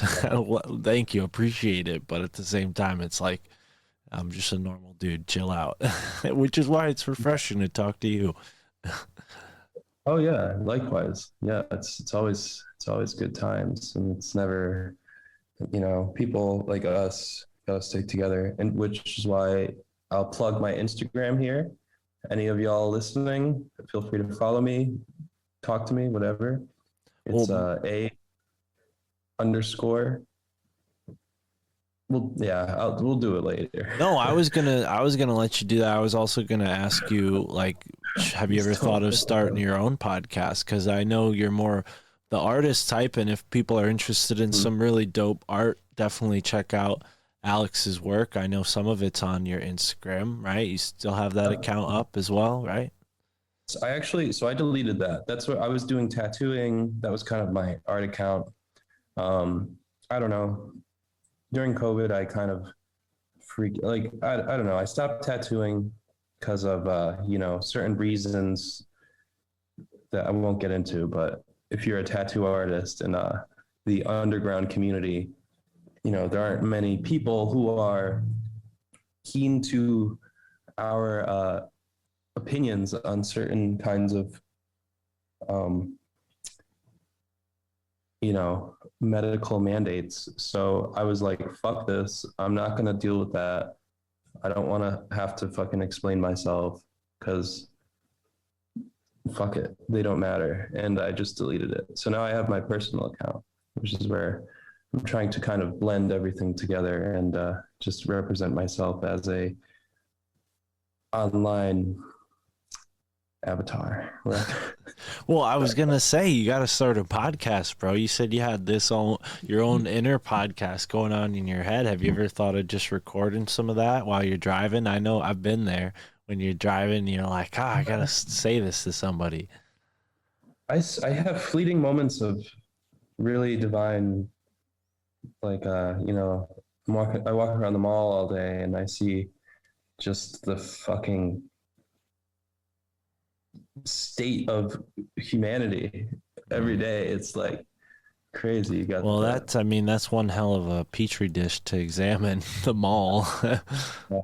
Cool. It's really cool. It can get draining, but it's also like it beats having to throw fucking, like going out in the sticks and dealing with fucking crazy rednecks, that are.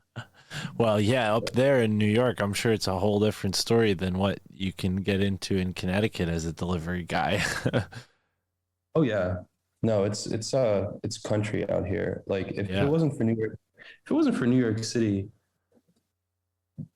New York State would be completely Republican. If you didn't have, Republican, like what the fuck does that mean? But like people are basically like fucking ass out here, like just do like farming and shit. You know what I mean? Right. Oh, and, no, it's definitely a red state minus New York City. I get where you're going with that. I've seen Hudson Valley. Oh yeah. I mean, that's liberal. You have these little pockets, but even like the city, like Saratoga Springs, right? It's like old money Vanderbilt racetrack. Like, so it's a city and you get these like cool people, but a lot of them are fucking like serious, like blue blood Republicans. Like, I don't know if that's the right way to put it, but just like actually racist and like elitist to the right. You know what I'm saying? Which is interesting because you don't see that. It's like you only see that in like Newport or like, like those old money, maybe out in the Hamptons. Yeah, no, and you definitely have that in Connecticut as well. I mean, I that's true. Interacted with those folks before here for sure. Mm-hmm. Yeah, man. But yeah, I mean, I think, comedy is a medicine that I wouldn't be able to go without in these times. I mean, Matt and Shane's Secret Podcast, Legion of Skanks is another one. And all of Sam Tripoli's podcasts are funny to me because I work for him, and I just think he's funny. And like, even I don't know, this probably sounds weird, but things that he does that maybe other people wouldn't find funny, I think are hilarious sometimes, just because I know him. Yeah. So, but yeah, I'm really honored that you checked out that video. I'm sure you had to subscribe to Rockfin, so be sure to follow me now that you're on Rockfin. Sure, man. Yeah. What do you think of Rockfin? I mean, as someone who's going there just for that one video, what's your thoughts on the rest of Rockfin? I don't know. I just fucking I need to dive in a bit. I can't really speak on it. It's like every other kind of alternative. Where do you normally go on the internet? Like, what's a typical day if you had a day to spend on the computer? Like, so I have Instagram, which is a fucking cesspit mainly, but I can still catch my cool, architecture, memes, funny, haha, just like absolutely retarded meme type shit, which, is like near and dear to my heart. Kind of like destructive though. That could be a psyop just to keep me fucking like retarded. But it's funny though. I don't know. I enjoy that. Or I will go on BitChute, which is cool. It's definitely fucking. I don't know if you've ever been on there, but I have a account on there. I never posted any of our podcast content on there. Maybe one video, but yeah, no, I have an account. I've just never dedicated enough time to put my stuff on there, but I should. It's a whole different audience. Cool.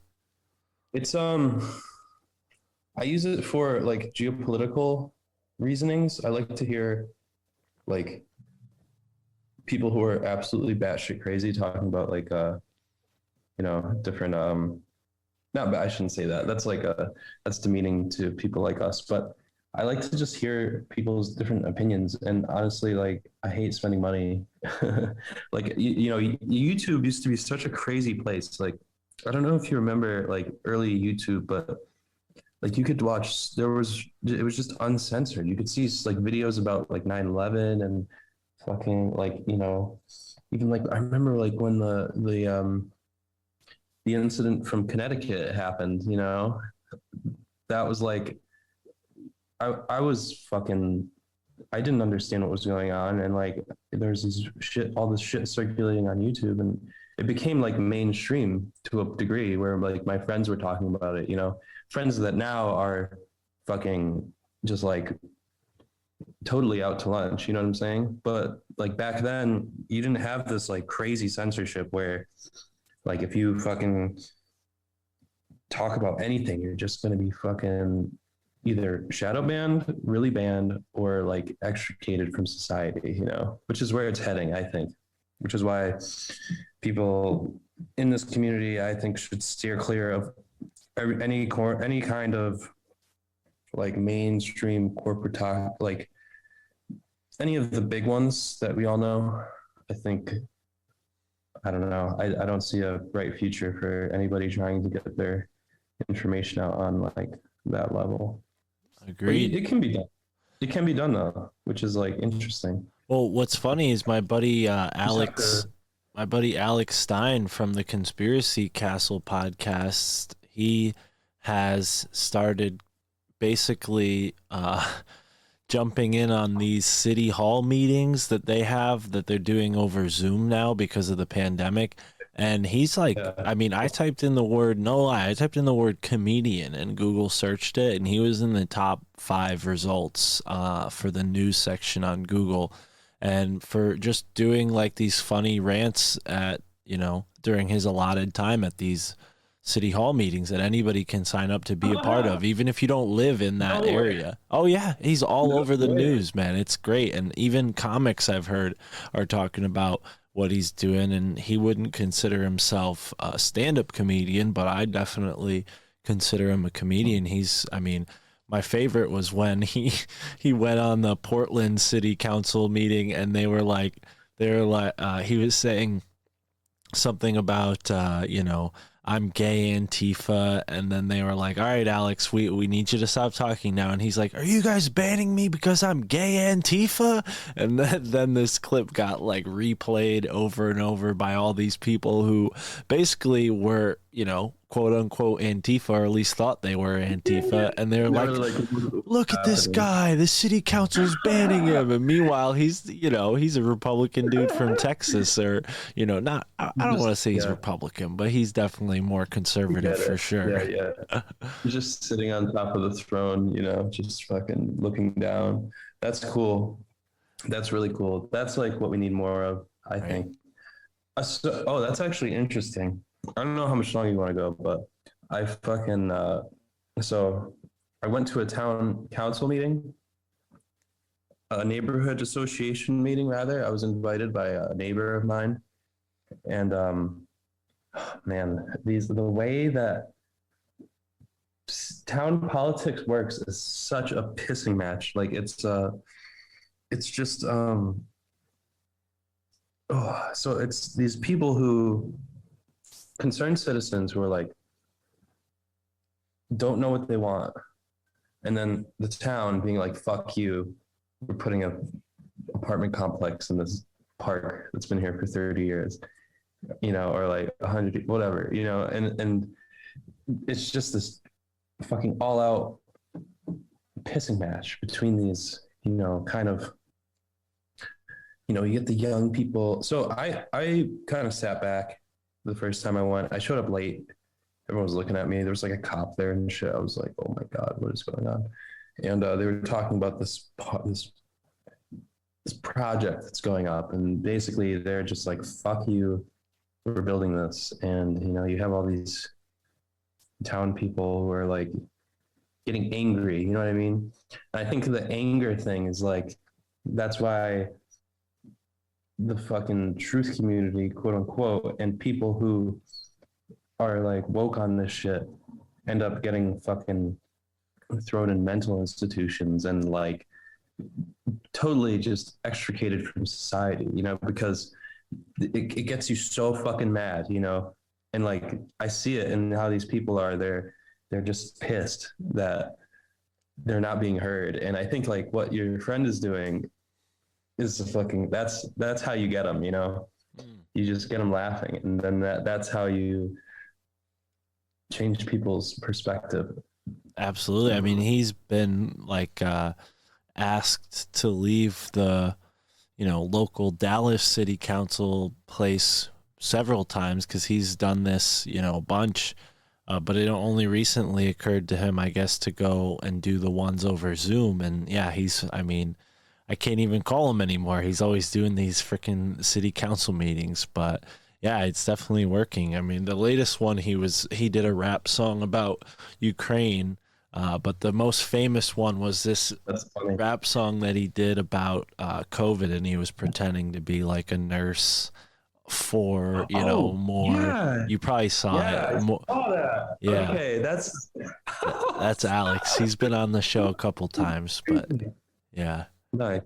Nice. That's my kind of dude right there. That's like when you fucking let it hang. That's what we have to do. We got to just let it hang now. There's no time to capitulate, because it's fucking glaringly obvious what's going on, so it's like, and everybody has their own way to contribute. Not everybody could be like a clown and play that role. And some people are more inclined to do the podcast thing. Some people are more artistic like yourself. But yeah, man, I think, chopping it up here with you, I think should become more of a regular thing on the podcast. I should have you on more often whenever you're ready, maybe even as a co-host if you're down to join when we have another guest on, depending on the guest, if you're interested.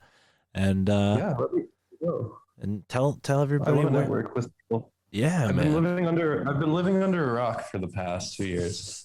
Well, I definitely think you have no excuse knowing me and not, joining me on the podcast. I think, you definitely, it's not something that you could just jump right into and be great at, but you definitely are an interesting person with a lot of interesting things to say.